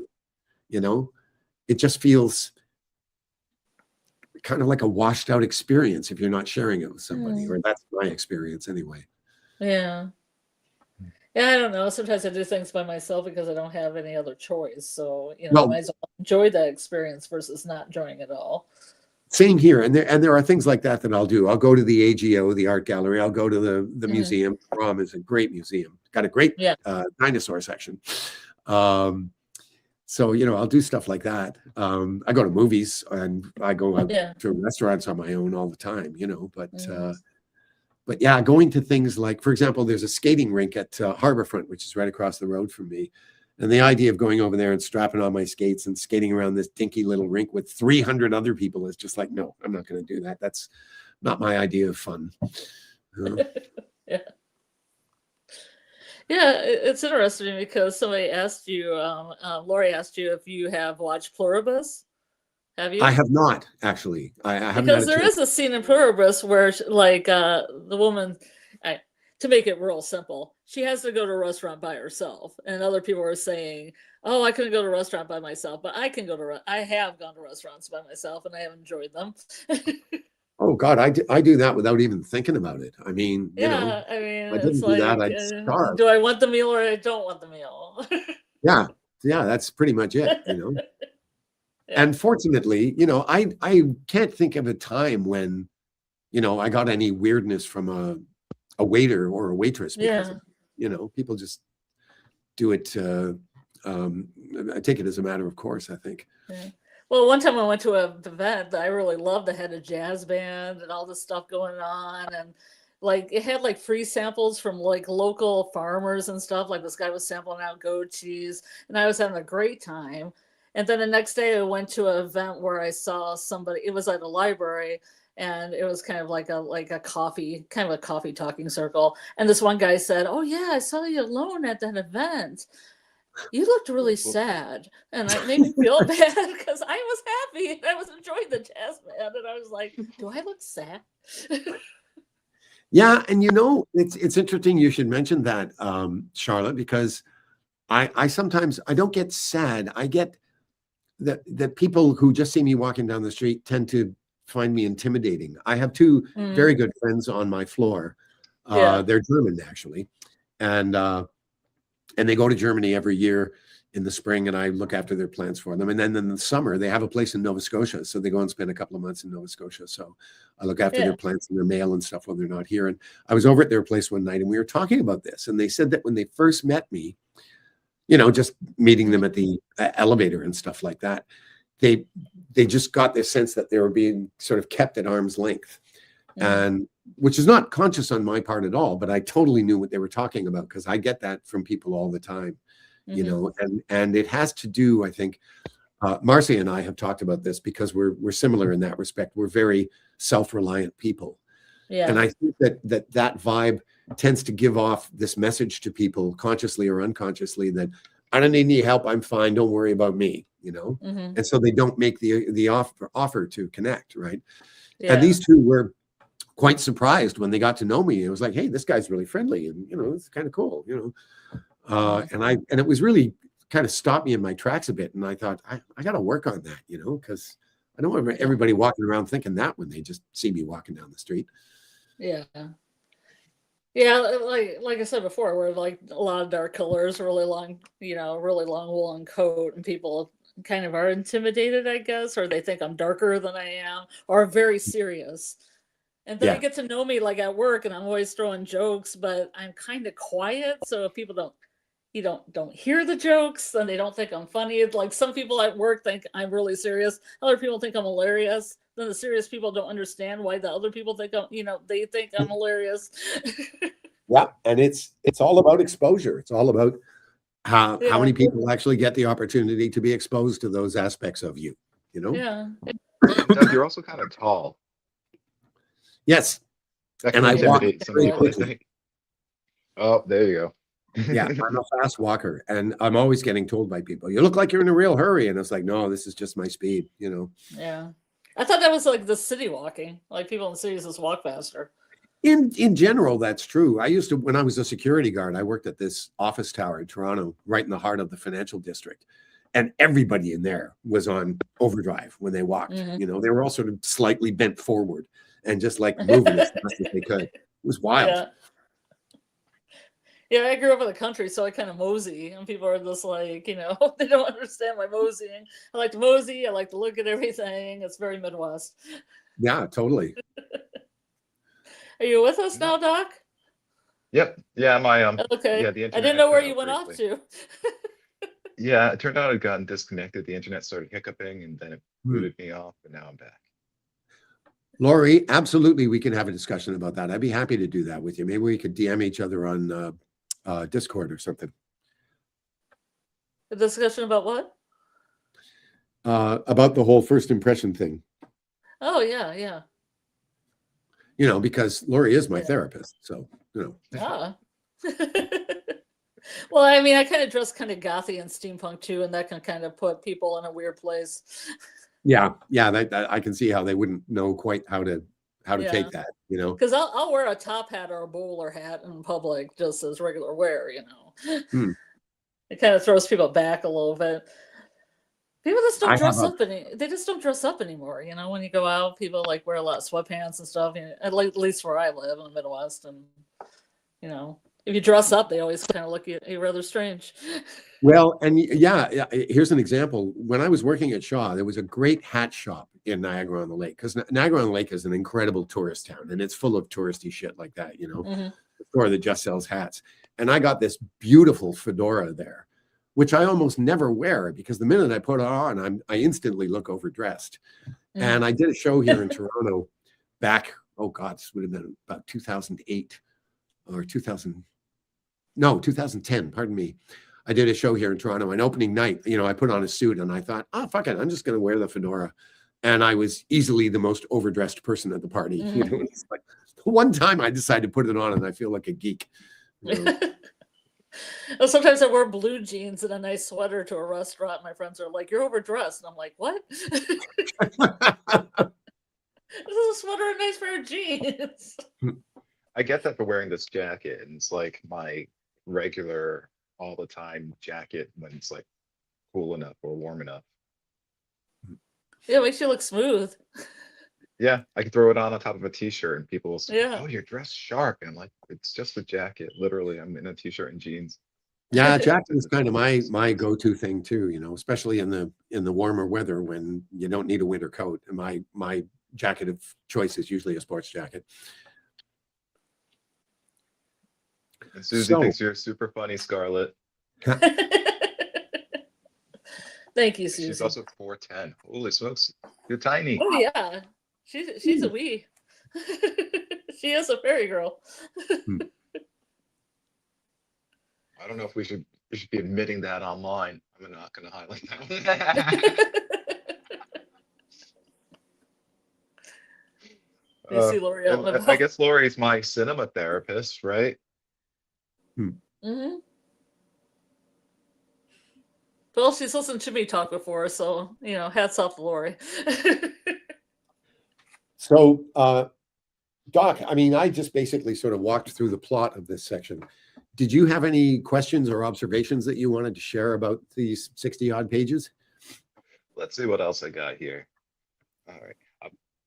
Well, I know one of the things I'm wondering as because of where things went last book, I'm wondering if Pete is also still like if he's hiding anything that could be helpful to Harry, but because procedure and need to know hasn't been told to Harry yet that we're going to find out later on. You're not supposed to answer that though. Well, actually, in this part of the book, no, but there is a portion in the book where that subject comes up between the two of them, where they discuss that. So, I don't think I'm giving any big spoilers away by telling you that. It is something that gets dealt with at one point. Okay.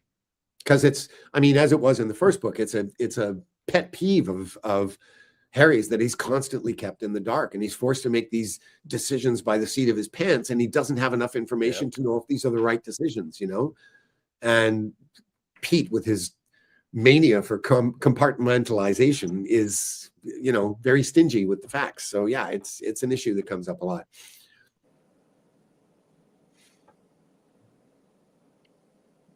Kind of wondering what people's predictions are going forward. People that are in the chat. I'm also wondering who else might Harry get lucky with in this book, because we know from the last one that he can make his rounds. He doesn't seem to intend to, unlike James Bond to some degree, but he gets around a little bit. Well, and the whole James Bond thing was done completely intentionally, completely consciously, because what I was trying to do was take that trope and just completely deconstruct it, And in fact, in the earlier draft of the first book, he doesn't just end up having sex with Chantal back in the present day. He actually has sex with Olivia as well, in very different circumstances. I mean, the two happen very close to one another. First, he sleeps with Olivia, but they very quickly decide that this was not a good idea. Her husband has died. She's a widow. He died about 5 years ago. And whatever spark that sort of connected the two of them 30 years ago is kind of still there. And they spend this night together, which was kind of like a minor key love scene. And then they both agree the next day that this was not a good idea and they move on. And I loved the scene because it was a really lovely facet of her character that we got to learn about that really kind of humanized her, but it wasn't really necessary. And part of the reason that I had him sleeping with both of them is because that's what he did 30 years ago. And it was this idea of all the ghosts in the past rearing their heads again in the present day. But at that point, I thought, okay, you're being a little too slavish to that structure. I don't think we need him sleeping with her again. It also complicates things with Chantal when they spend the night together. So got to learn how to kill your darlings, Yeah, but this other stuff in the second book is messing with Chantal as well. Yeah. Well, let's just say this issue comes up in this book, but I won't tell you how. Susie says, from what she's read, she has a question as a writer also, like, how do you do the writing of folks in alternative timelines or dialect comfortably? I assume some of those are not lived, so how do you? Actually, most of that stuff does come from my own personal experience.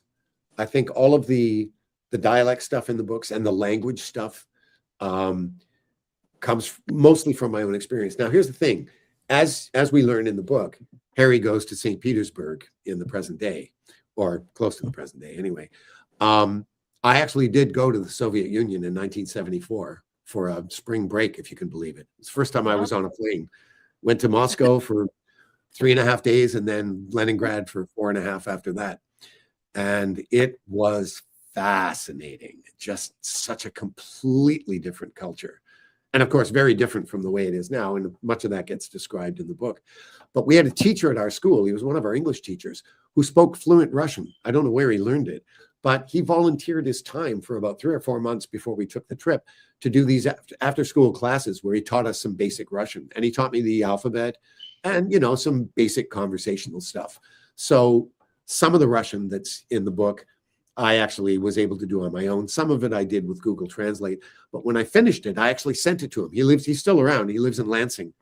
So I sent it to him and he changed a few things and sent it back to me. Didn't say anything about what he thought of the book, which I did not take as good news. Of course, he hadn't read the first one, so he was at a bit of a disadvantage. But yeah, he was very helpful with the Russian. What's his name, though? Peter Wood. Peter Wood. He's now a psychologist, but I think he's retired because he'd be well into his 70s. Yeah. Yeah. Did you deal with all with the black market when you were there on spring break? I told this story on here already, but I will tell it again because I don't know if any of you were around for it. This was the craziest thing that happened to me in Russia. This was back in 1974. So we're all wearing platform shoes with 4-inch heels and 2-inch platforms, right? Mm-hmm. And the deal is, back then, when you went into the country, you had to declare how much foreign currency you had. And if you had any Russian currency, which you shouldn't have, you had to declare that as well. The only places we were allowed to shop was at Berioska shops, which were there specifically for tourists. And all of the transactions there took place in foreign currency. They would convert it into whatever it was in Russian. You would pay in your native currency, and that was that. And then when you left the country, you had to show them how much money you had when you went into the country, how much you spent on whatever you bought while you were there, and how much you have left. Because money laundering and black market stuff was a big deal there. So Russian money was not any use to us at all, unless we wanted to go to the corner store and get a coffee or something. I mean, I think I had a few rubles just for emergencies, but you really couldn't use them because the only place we went shopping were these shops where we'd be using Canadian currency. So one day, this was, I think, just a couple of days before we flew home, we were in the restaurant in Leningrad, and the hotel we stayed in was a very new, very Western looking hotel. And the restaurant was huge. It was this big building room that had a sunken orchestra pit in the middle of it. And everything was navy blue carpet, I remember. And lots and lots of tables, because there were about 180 of us on this tour. So, we kind of filled the place. And I'm sitting there at dinner one day with a bunch of people. And as is my wont, I guess I'd sort of tended to make an impression on the group. I was somebody that people were aware of. I was like, oh yeah, that guy. And I'm sitting at the table with a bunch of friends that I was chumming around with for most of the week. When I look up and out of the corner of my eye, I see these two waiters who are built like linebackers, and this guy in a penguin suit, in a tux. And the three of them are looking at me and they're muttering at each other in Russian about something. And I thought, what the hell's going on? And then the three of them at one point walked over to our table. And as they walked toward us, you could hear the conversation around the room just die down to nothing. And the maitre d' did all of the talking. He said, "Excuse me, sir, but I would like to buy your shoes." I said, "I'm very sorry. Awkward. My shoes are not for sale." And he said, "I'm prepared to give you 20 rubles for your shoes. No, 60 rubles for your shoes," which at the time, at the fake exchange rate, was about $100 US, $100 Canadian for these shoes that I bought for $20, that were mostly made of vinyl. And I said, "Well, I'm sorry, but I can't, I don't have any other shoes. I need these shoes, so I can't help you." So they go away. And they have another little confab over by their waiter's station there. And the three of them come back over and they put a napkin beside me, and I open it up and it's full of money. And I just said, time to go. And we all got up, walked out of the restaurant, and the restaurant was connected to the rest of the hotel by this little walkway. And as we hit the walkway, these three guys catch up to us. And this guy says, excuse me, sir, but my friends and I have come together and we are prepared to pay you 100 rubles for your shoes. And I said, dude, I can't sell you my shoes. I don't have any other shoes, you know. Besides, you got to remember, I was 15 years old. Besides, how do I know you guys aren't KGB? And these two waiters just kind of inflate behind him, you know. And I thought, oh, that wasn't the right thing to say. And he looks at me like I've just admitted that I murdered his grandmother. And he says, no, we are not KGB. We would just like to buy your shoes. I said, well, I'm sorry, they're not for sale. Bye. And just ran away. That night, I was getting ready to go down for dinner in the same restaurant. And I get in the elevator and there's some Cuban dude there. And I was wearing this sleeveless sweater because we wore those sorts of things in the 70s. And he looked at me and he said, how much for the sweater? I'm like, fucking leave me alone. Yeah. So. Yeah, one of my cousins was on a volleyball team in high school and got an opportunity to go to Russia, and they said, pack a bunch of blue jeans so you can trade them. Yeah. So all these volleyball people are putting like half their bag as their normal clothes and half the bag is like just various sizes of blue jeans and maybe some shoes too. But the problem is, what are people paying you with? Like, it would have to be a barter system because it was more like trading because they because if they give you money, you're screwed, you know? Yeah, because they knew the other volleyball team, so they could talk to them ahead of time and say, well, what do you want that's Russian so we could trade. Yeah. Nice and friendly like. Shoes. The other thing was Jesus Christ Superstar was huge on the black market. And I actually sent a copy to one of our, there were several things like that. The Beatles were also on the black market big time. Yeah. And I sent a copy of it to one of our tour guides in Leningrad because the two of them were just adorable. One of them, Natasha Pavlova, whose name appears, you'll see it later in the book, a form of it anyway. She was this little tiny, she's about 5'1" and blonde and cute as a button, had this little button nose and this very proper British accent. You know, her English was flawless. She sounded like she was reporting the news for the BBC. The other one was this tall, pretty, very Russian-looking girl named Lena. And she spoke with a Russian accent, but again, spoke very, very good English. And we had one day on the whole, because this trip was, as you can imagine, being Soviet Russia, the trip was scheduled within an inch of its life. But we had one day where we had a free afternoon where we didn't have to be in some museum somewhere. And the two of them volunteered their time to take us on a walk in downtown Leningrad. So some of the walk that Harry, we'll get to that a bit in the book a bit later, but he goes on a walk in St. Petersburg, which is loosely connected to that walk. That's where I discovered Russian ice cream, which is amazing. Oh, really? Yeah. What's what's made out of? I don't know. Lots of cream, I guess, and sugar, because boy, was it good. So it's rich. The Russian word for ice cream is morozhino, and I didn't have to look that one up because that was indelibly stamped in my memory from 1974. And what flavors do you remember? You name it. It was all over the place, you know. And actually, there's some of that in the book, so you'll get to read some of that. Oh, okay. But you got to go to museums too. We went to a ton of museums. We saw some amazing stuff, you know, the Hermitage and the Summer Palace and the Winter Palace and lots of stuff in Moscow as well. Moscow was St. Basil's Cathedral, of course, and the Kremlin. We got to go to the Kremlin. It was very cool. Did you visit the Bolshoi? Yes, we actually saw the Bolshoi 2. We didn't see we were in the Bolshoi Ballet, but it wasn't the number one ballet company. It was the Bolshoi 2. We also went to the Russian circus.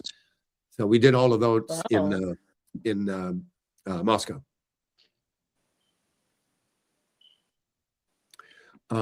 Susie's asking, no platforms or blue jeans. Are you in trouble if you wear them though? No, if you have them, even if you're Russian back then, if you managed to get them and you wore them, nobody was going to do anything about it. I mean, you know, the black market was rampant, so they're not going to spend their time going after a bunch of teenage kids wearing jeans. They just couldn't be bothered.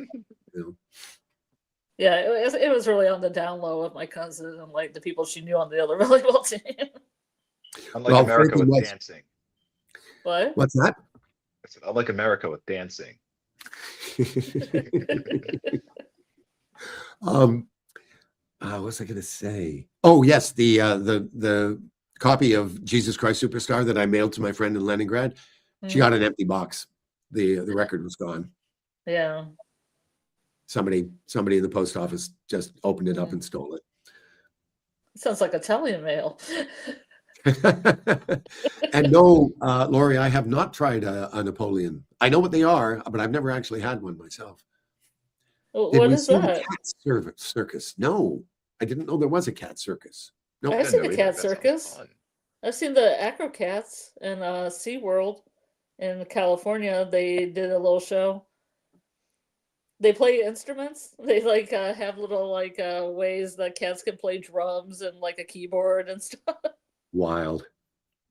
Jump through hoops. Everything's kind of switch motivated because cats bat things, but like bat a flag and it goes up and it says Acrocats, you know. And they could actually herd cats. She could herd cats. Jesus. So I've seen cats that are herded. Have you ever heard of the Flying Karamazov brothers? It was this juggling troupe. Yeah, I saw them. I saw them a few times actually. They performed here in Toronto at some event, and they were also at the Edmonton Children's Theatre Festival one year when I was there. And there's one bit where he actually juggles 3 cats. And he keeps saying he's going to do it, and the audience is like, no, no, no. But then when he actually does it, what he does is he's got the 3 cats, and he just does this. So like, you know. So there is a Russian theater company of cats. I'm gonna have to look this up later. I kind of want to see this. Susie says, yeah, Susie's already obsessed. Well, listen, guys, I hate to cut this short, but I'm fading fast here, so I'm probably going to have to Yeah, go me in. too. But in terms of the facts of this section of the book, we sort of covered the broad strokes, so I think we're good to go for Nick. Now, I have not figured out where the next cutoff point is, so I'm just going to take a minute to see if I can figure that out for you. Okay. Would be a I'll good have to place. write it down. I am really enjoying this book. Like, it was really difficult not to read too far ahead. I only got a page ahead and then I realized, oh crap, I need to stop because I don't want to like accidentally give things away later on. Yeah. But this is really good. Like the first one I really liked, but this one I'm more absorbed. It's pulling me in like a little bit deeper and faster. Well, thank you. But I had a huge advantage with this book. The biggest problem with the first book was I had to introduce Harry and train him and all that stuff. And I tried to make that as interesting as I could, but I had to kind of build the character right in front of everybody. You know, this book, I didn't have to do that. You know who he is, so we can just hit the ground running. And that's one of the reasons why I think the pace feels so fast at the beginning, because we don't need to deal with a bunch of exposition, you know? And there were a lot of funny lines and dialogue and stuff in this one. I'm having a lot of fun. This is really good. I also really needed this yesterday. Like, yeah, see, I never knew what like the use of the word 6 for bottom. Yeah, that's a new one for me. that's an Air Force term. Watch my 6, the back of my plane. Yeah, that's where it comes from. I learned that when I was living in temporarily living in Boston, and someone told me, make sure you watch your 6 when you walk home to the hotel, because I was living at the hotel I was working at. Nice. Oh yeah, the Western Waterfront in Boston, amazing food in their worker cafeteria. It's all from the chefs there. So when you were talking about that sort of thing in what was it, Oxford? Like, it made me think of that. Like, it was all this like chef prepared food from like local like organic farms and stuff. Right.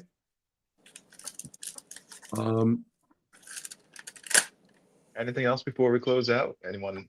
I'm just trying to figure a good place to stop the next section. Right. And I think there's one around page 182.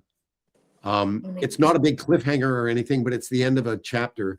And the next bit, there's not really a good place to stop it for quite a while. So I think for our purposes, that'll do the trick. And Doug, do you have anything that you want to promote or plug before you sign off for the night?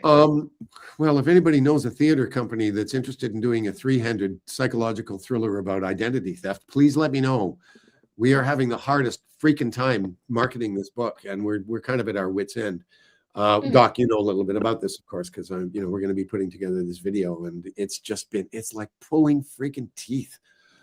I feel like And this would sell. You like to think that after 35 years of doing this, people would go, "Oh, it's one of theirs. Well, we should read it." No, we might as well be first timers that they've never heard of. It's really, really aggravating. So, now there is something I can plug. I don't know if you guys can get access to this, but I talked about it on the last live. I did an episode of Murdoch Mysteries, which is a CBC production. It's been running in Canada this is its 19th season, believe it or not. And it's about this detective back around the turn of the century. Well, of course, they've kept it in real time, so he's now in the early 20th century, like I think the late teens or the early 20s. He's kind of like, the Toronto Sherlock Holmes. So it's this mystery series that's set in Toronto back at the turn of the last century. And I did an episode of it back in the summer, which is coming out. I think it's the last episode of the season. It should have been out on the 29th of December, but a couple of weeks have been preempted because of holiday stuff. So it's probably going to be January 12th that it airs. I don't know if you guys can get access to the CBC. They have a streaming service called GEM, G-E-M. You may be able to access it from the States. I would have no idea how. Yeah, if you're interested in checking that out, feel free. It's an interesting scene. It's not a huge part, but I think you will find it very interesting. So I'll just say that. And that was January 7th, you said? January 12th, I think. 12th. I can't confirm that yet, because on my TV, you can only scan the listings for the next 2 weeks, and it's more than 2 weeks away. So yeah. But and what was the name of it again? It's called Murdoch Mysteries. Okay, I had it right in my head. It's with an Murdoch H at the Mysteries. I'm writing it down this way I can remember to look it up later. Laurie, this isn't a book we're talking about. This is our latest play. It's called Succor, Succor. And it's about this couple who retire to the island of Crete. And they take in this young American tourist who's been robbed of everything he owns. And they've got his phone, and they've got his money, and they've got his passport and everything. And he's kind of screwed. And so they try to help him get back on his feet and get home to the States. And then the shit hits the fan. So anyway, there you go. And that's the one that deals a little bit with AI stuff, right? Yes, there is definitely an AI element in the show. In fact, there's a big screen at the upstage center part of the set. The set is very minimal. We're trying to get away with as little furniture as we possibly can. Probably no walls at all. But the upstage wall is dominated by a massive screen. And anytime anyone is on a device, whatever they're doing shows up on the screen. And when no one's using a device, you just see the picture outside the window, and that screen ends up taking on kind of a life of its own as the play goes on. It becomes kind of a character in itself, This sounds like a lot of fun. I feel like this should actually be selling right now, while everyone is interested in AI as like a hot topic conversation. Well, and it's precisely why we wrote it, because it's all about disinformation on the internet and AI and how quickly it's developing and how few controls there are and how dangerous it already is. It's only 3 actors. There's a 4th actor for some of the pre-recorded stuff, but that's just like, they don't have to be there for the run of the show. You just record that once and boom, after that it's a 3-actor and minimal set, cheap as hell to do. The most expensive part would be the TV screen.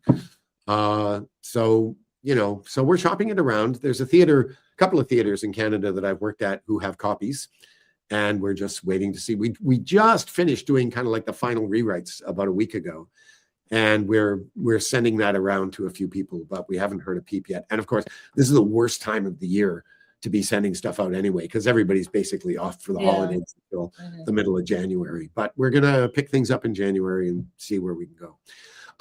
It's interesting you should ask that, Laurie. Could we market it as a screenplay? One of the reasons we wrote it is because it would be the easiest thing to convert in a screenplay. It's just the right length. We wouldn't have to cut anything out of it. it would be a really tight 90-minute movie.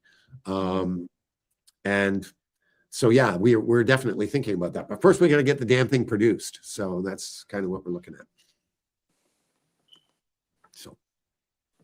So anyway, listen, thank you everybody for showing up. I really appreciate you sticking with this process. I know there've been all kinds of hiccups along the way. It's been kind of a pain in the ass to try and get together. So, and thank you, Doc and Scarlett, for being willing to do this tonight, because I really was missed doing these. And I wasn't kidding when I said I love doing these lives with you guys. So thanks.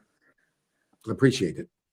Yeah, I wanted you to make sure that you know that we love you and care about you as a friend of the channel, as a friend in our hearts, you know. I appreciate that. I mean, yes, I'm aware of that, but thank you for saying it out loud. Yeah. So you hopefully would be missed if you were gone, Doug. Oh yeah. Now, hopefully that won't happen for a long time. You know, I mean, you know, even if you didn't end up seeing me on From anymore, I'm sure we could find lots of, I mean, I can just come and hang out with you guys anyway, whether I'm the guest. Yeah, definitely. Oh yeah. Do some watch parties, you know. Yeah, totally. Well, I have done a few of those. I haven't been doing so much lately because I have to say I'm not crazy about the quality of the sound and images with the me too. It's more of a social hangout. Yeah. I feel like it's better for watching something that you've already seen before. This way you can discuss it as you watch.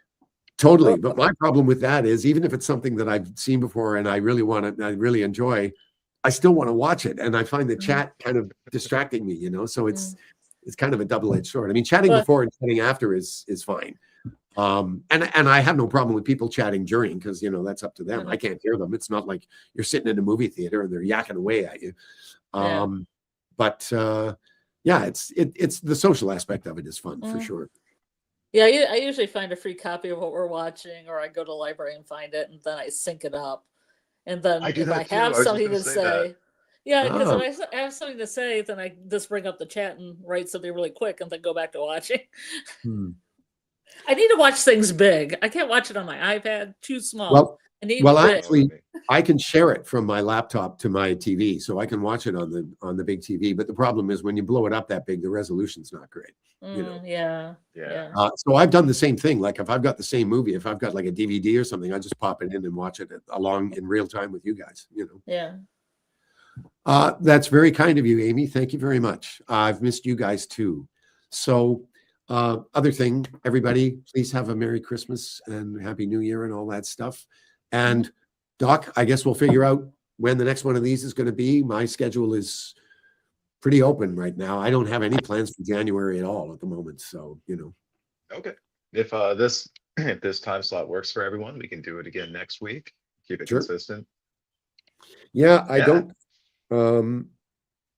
Oh yeah, I won't have anything going on next Monday. So yeah, that would be fine. Totally. All right. Well, we'll be in touch. All right. All right. Have a great night, Doug. Thank you so much. Thanks. See you later, guys. Yeah. Good night. All right. Let's see. What else we have before we wrap up? I guess we'll do our own plugs. Right, Scarlett. What do you have going on? I got the best Christmas party of the century happening over at Sci-Fi Fiction at roughly, I think 10:30. I mean, if it starts at 11, get there at 10:30 and mingle in the chat. I don't have the ability to put the thing in the chat right now because on StreamYard, if somebody on the chat could put Sci-Fi Fiction link in there, that'd be great. I can do that. I have admins. That's right, or moderators. I got Amy and Dieter have wrenches here. Let's see if I can pull that. I just can't do it through StreamYard. I could try to get into I got YouTube, it right but here. it would knock me out of StreamYard. View Tomorrow night. Oh, tonight. Sci-Fi Is it tonight? It's tonight. It's just turned over to 12 midnight. Tonight. It is the night. Oh, I'm almost posting it to the wrong thing. I think it's 10:30. I'm pretty sure it's 10:30. It says on the thing. Oh, someone already posted it. All right. Let's see. Sci-Fi Vision holiday party, right? Oh yeah. Live in 22 hours. Prizes given. Oh, prize given. I can't get too big with the prize. A prize will be given. Eventually, once I start. Oh, that's right. I meant to bring Keith up here with me. That's all right. maybe next time. I got to practice my ventriloquism anyway. But at some Uh, point, we can do giveaways for bits of my little puppet there because I have to like cut parts of his inside out in order to make him accessible for me to use like a proper mhm, puppet. And so I've been putting those bits in a plastic bag for me to do giveaways for. So he mm. says, "How dare you?" I mean, other than that, I'm doing the pluribus with Julie whenever it drops, whenever she can do it, Yeah, she and the wants to do that. artist. I'm Ju- doing Ju- covering the artist, which is a great Julie wants show, to do and the art. I mean, Julie wants yeah, to do Pluribus tomorrow. we're trying to make it work. Okay. Yeah, she was gonna do it She tonight, but wants to just kind start of it interrupted early. I that. can do it. I can. I've asked her a couple things about it, so Oh, my gremlins are doing very well. I, I've been working on Keith and working to make him a proper puppet. Although I think legally I have to refer to them as goblins, right? Just in case, because WB can be a little aggressive. I don't know. yeah. But I Gremlins think existed before the movie Gremlins. They can trademark yeah, that, can that's they? They can trademark the design, I guess, of the thing, yeah. The Mogwai, but not the Mogwai. word Gremlin itself. Yeah, maybe Mogwai I as a probably can't character use. name, like the character names. Yeah, I mean Mogwai technically is like what, Chinese demon or word for Mm. But Chinese they like can't evil copyright that ghost. either. But mainly the design of the thing, I guess. Yeah, Amy says Disney did stuff like that, so who knows? Yeah, I'm just trying to cover my bases in case like I become Hmm. in case cross my fingers, that kaiju becomes a little bit more popular, and then I you know might get in trouble with having a copyrighted or trademarked puppet. So I'm Hmm. gonna doctor him up a little bit over time. Maybe eventually paint his fur a different color and stuff. Melt them a little bit. Yeah, Put them in the microwave. no, not Melton, but Put them in the dryer. hubby and I have had a couple of ideas for how we might amend him over time to make him more trademark friendly. Yeah. And then, hey, maybe if he becomes unique looking enough, I can even, sell merchandise. Ooh, Yeah.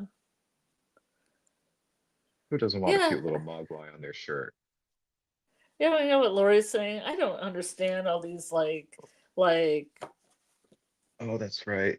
The like like schedule uh changes like for Fallout. holidays. Fallout fell a day early. Pluribus fell a day early. I mean, they say they're going to be a certain date, and then they move it back a day, and it drives me crazy.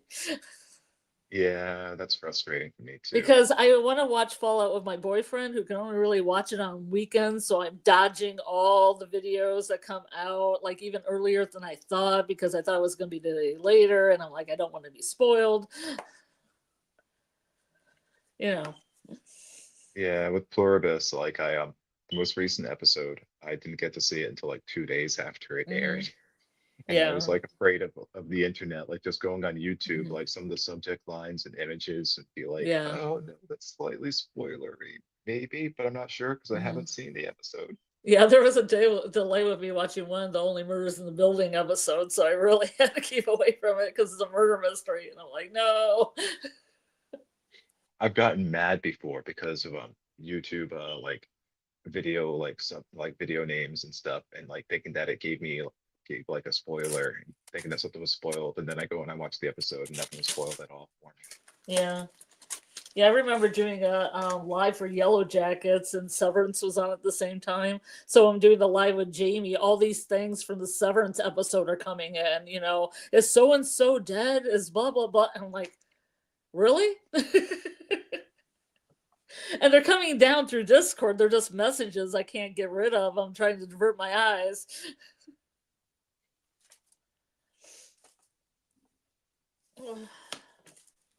And let's see, do I have anything to plug? I don't have anything to plug right now, I don't think.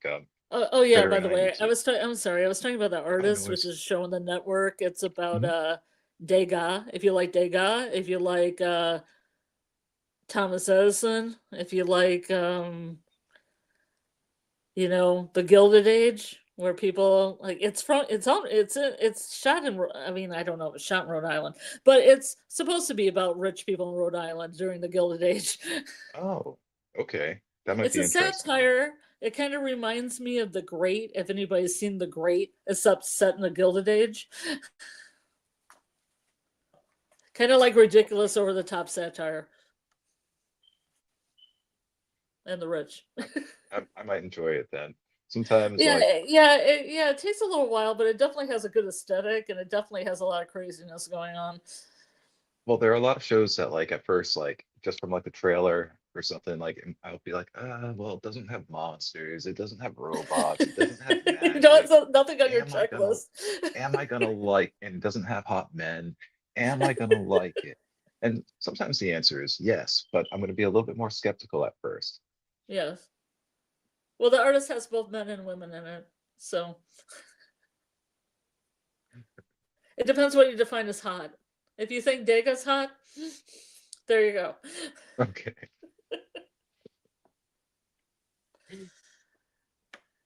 Let's see. I don't have anything to plug right yet.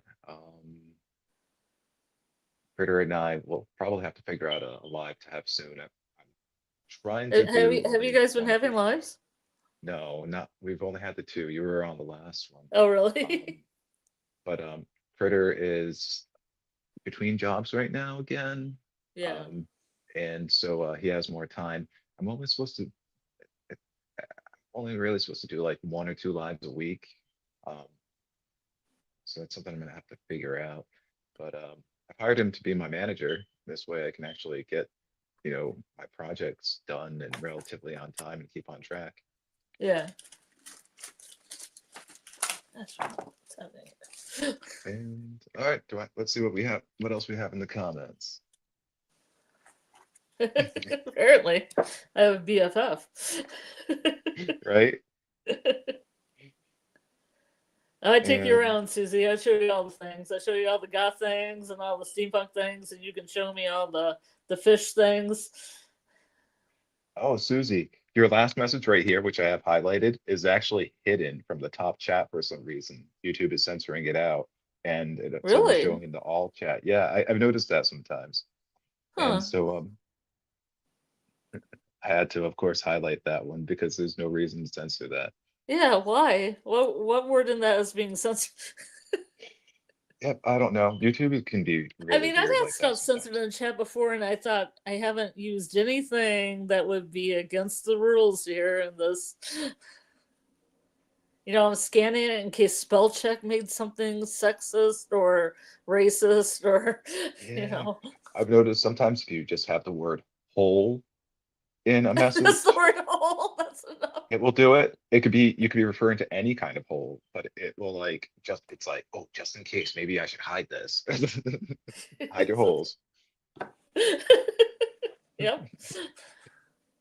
You pay the troll toll. Yeah, control hole. All Yeah. right. I should probably let I mean, I everyone think I go and might be let them covering rest. Fallout with somebody. Anybody? Yeah, I think Julie's gonna cover Fallout, or at I least think she's she thinking about it. might. I don't know if she will. I mean, just with Julie and her pain levels, I don't know. So Yeah, with her pain levels too, it might be easier for her to like just do it with Carl. This way, she doesn't have to worry about like trying to mhm. schedule it and mess with anyone's schedule. Yeah, she told me she just wants to do one TV show. So I'm trying. Like, I don't want to throw a bunch of TV shows at her. Yeah, I don't think she really wanted to cover Fallout until like it like dropped and she was like, oh crud, I have to cover this. I love this show. Yeah. So I think she's trying to figure out a way to make it work. Mhm. All right. Well, I had a wonderful night. Thank you so much for joining, Scarlett. This was a lot of fun. I feel like it went a lot better than I expected, and you did a lot of Yeah. the heavy lifting for me, and I appreciate that. Oh yeah. So when you left, left after accidentally. Right? Yeah, I had Yeah. wondered too. I was like, it's like watch the I'm leeching off the Wi-Fi. I managed to get access to Wi-Fi. I'm using my Uh-huh. brother's Wi-Fi. Watch it turn out that yeah, that my mobile internet would have been a little bit more stable because my mobile internet's really stable. But, Mhm. oh well. It was only a few minutes. Oh, you weren't doing it on your phone? Well, technically, this is a phone. It's just a tablet phone that I'm Okay. broadcasting from, Yeah, and yeah, then okay. my real phone is this one. Yeah. Yeah, I was surprised that I could like talk so much because I'm pretty much exhausted from like work and everything and just kind of crashed out. As if anybody in here as a teacher will know, you just crash out after like Christmas break comes. Oh, and I guess folks are wondering if there are going to be any other lives or watch parties tonight. Um, I Tonight. think Tony, yeah, I think Tony was live earlier. I think that's probably over already. Let me see what we got going on. Maybe we can do a raid. I don't know how to do a raid, but maybe we can figure it out. I wish I could do it right. And my subscriptions. No one. Or mini golf. Are you playing mini golf on Discord? Oh, there's a kaiju conversation about a Japanese giant shark movie. Kaiju conversation about Godzilla Kong Supernova coming out in 2027. But none of the folks that we normally hang out with. I did watch a House Yeah. of Spenguli and they had Sharkopus as Sharkopus. Oh, I love that movie. I love Oh, that. you I love do? the whole franchise. Yeah, that franchise is kind of like a guilty pleasure. I enjoyed all three of them. Hmm. Graphics are top notch. And what was it? Mega Shark versus Mecha Shark out of the Mega Shark series is also pretty decent. Is that And Roger I Corman actually as well? no I actually know one of the screenwriters for that. I was actually on a live with him last Sunday, Jose Perez, and not Perez, Jose Prendez. Um, Mm. Jose Perez was someone I went to elementary school with. All right, I'm probably keeping my family up. I told them I'd try to call it Oh, you quits try to early. keep it to midnight. Yeah. All right. Well, I hope everyone has a wonderful night. Thank you so much for coming. I really appreciate you all. Uh, Yeah. Lori, Susie, Amy, um, Dieter. Let's see who else is here. I think it's probably everyone, including me and you in the chat. So have a great night, everyone. Thank you for joining. If there are any watch parties or lives, feel free to post and sell promo and at everyone. Um, or Hype the video if you message me. can, if hype comes up. Oh yeah, I forgot that's a thing. Oh yeah, hype this video if you can. Leave a comment. Have your grandmother leave a comment. Have your pet Get leave in a a fight with comment. somebody. The more comments, the better. Better for the Oh my algorithm. God. Oh yeah, I've noticed that too. Like on like TikTok, like I've got one person who keeps telling me that what I posted isn't correct. And I'm like, dude, look it up. It's correct. He's like trying to say that the concept artwork that I animated and posted there doesn't actually exist and that it's something I made up. And I'm like, dude, but he keeps arguing, and I'm like, dude, I'm just gonna keep being nice and being like, oh well, did you check this site? Did you check that site? And keep it going because it's Yeah. making the post trend more. Yeah, you can keep it going as long as you can. Yeah, people are weird, so is TikTok. Oh no, they're being friendly enough anyway. Oh yeah, Yeah. I've become notorious apparently as the Well, American yeah. AI Godzilla guy among the Godzilla community, which isn't great, but it's not terrible. Well, some of us in the Yellow Jackets community would just like do play fighting with each other just to increase the comments. And that's fitting for Yellow Jackets. I like that. Yeah. I tend to when I watch like recaps or like videos, I have this habit of because I'm like hanging out in so many lives, I start treating the comment section as if it's like the chat bar. And so Mm, I start typing in like random comments as I'm watching and random jokes. Oh, I'm on a tangent. That's easy for me to do. that's fine. It's been a All good right. night. Well, good night again, everyone. Thank you so much for coming. Oh yeah, yeah. No, Godzilla did not get me, but hey, maybe if I get lucky, Godzilla will get me tonight. So stay tuned. For Have a good night, Christmas. everyone. Oh, that's all you want for For Christmas, Christmas. yes. I want to go in an atomic breath. I want Godzilla to obliterate me with his atomic breath when I'm ready to leave this earth, and that would be like the best way to go. Nice and fast too. Blaze of glory. And blue, it's my favorite color. All right, with that, have a great night, everyone. Merry Yule, everyone. Merry Chris Yule's this Hanukkah. Kwanzaa. Yeah. Three Kings. Oh, hold on, I'm doing this wrong. Bodhi I was Day. leaving the studio without ending thing. Oh gosh, how do I end the stream? I'm trying to remember. I'll Centenaria. find it. I'll find it. Oh, top right corner. Merry Centenaria, everyone.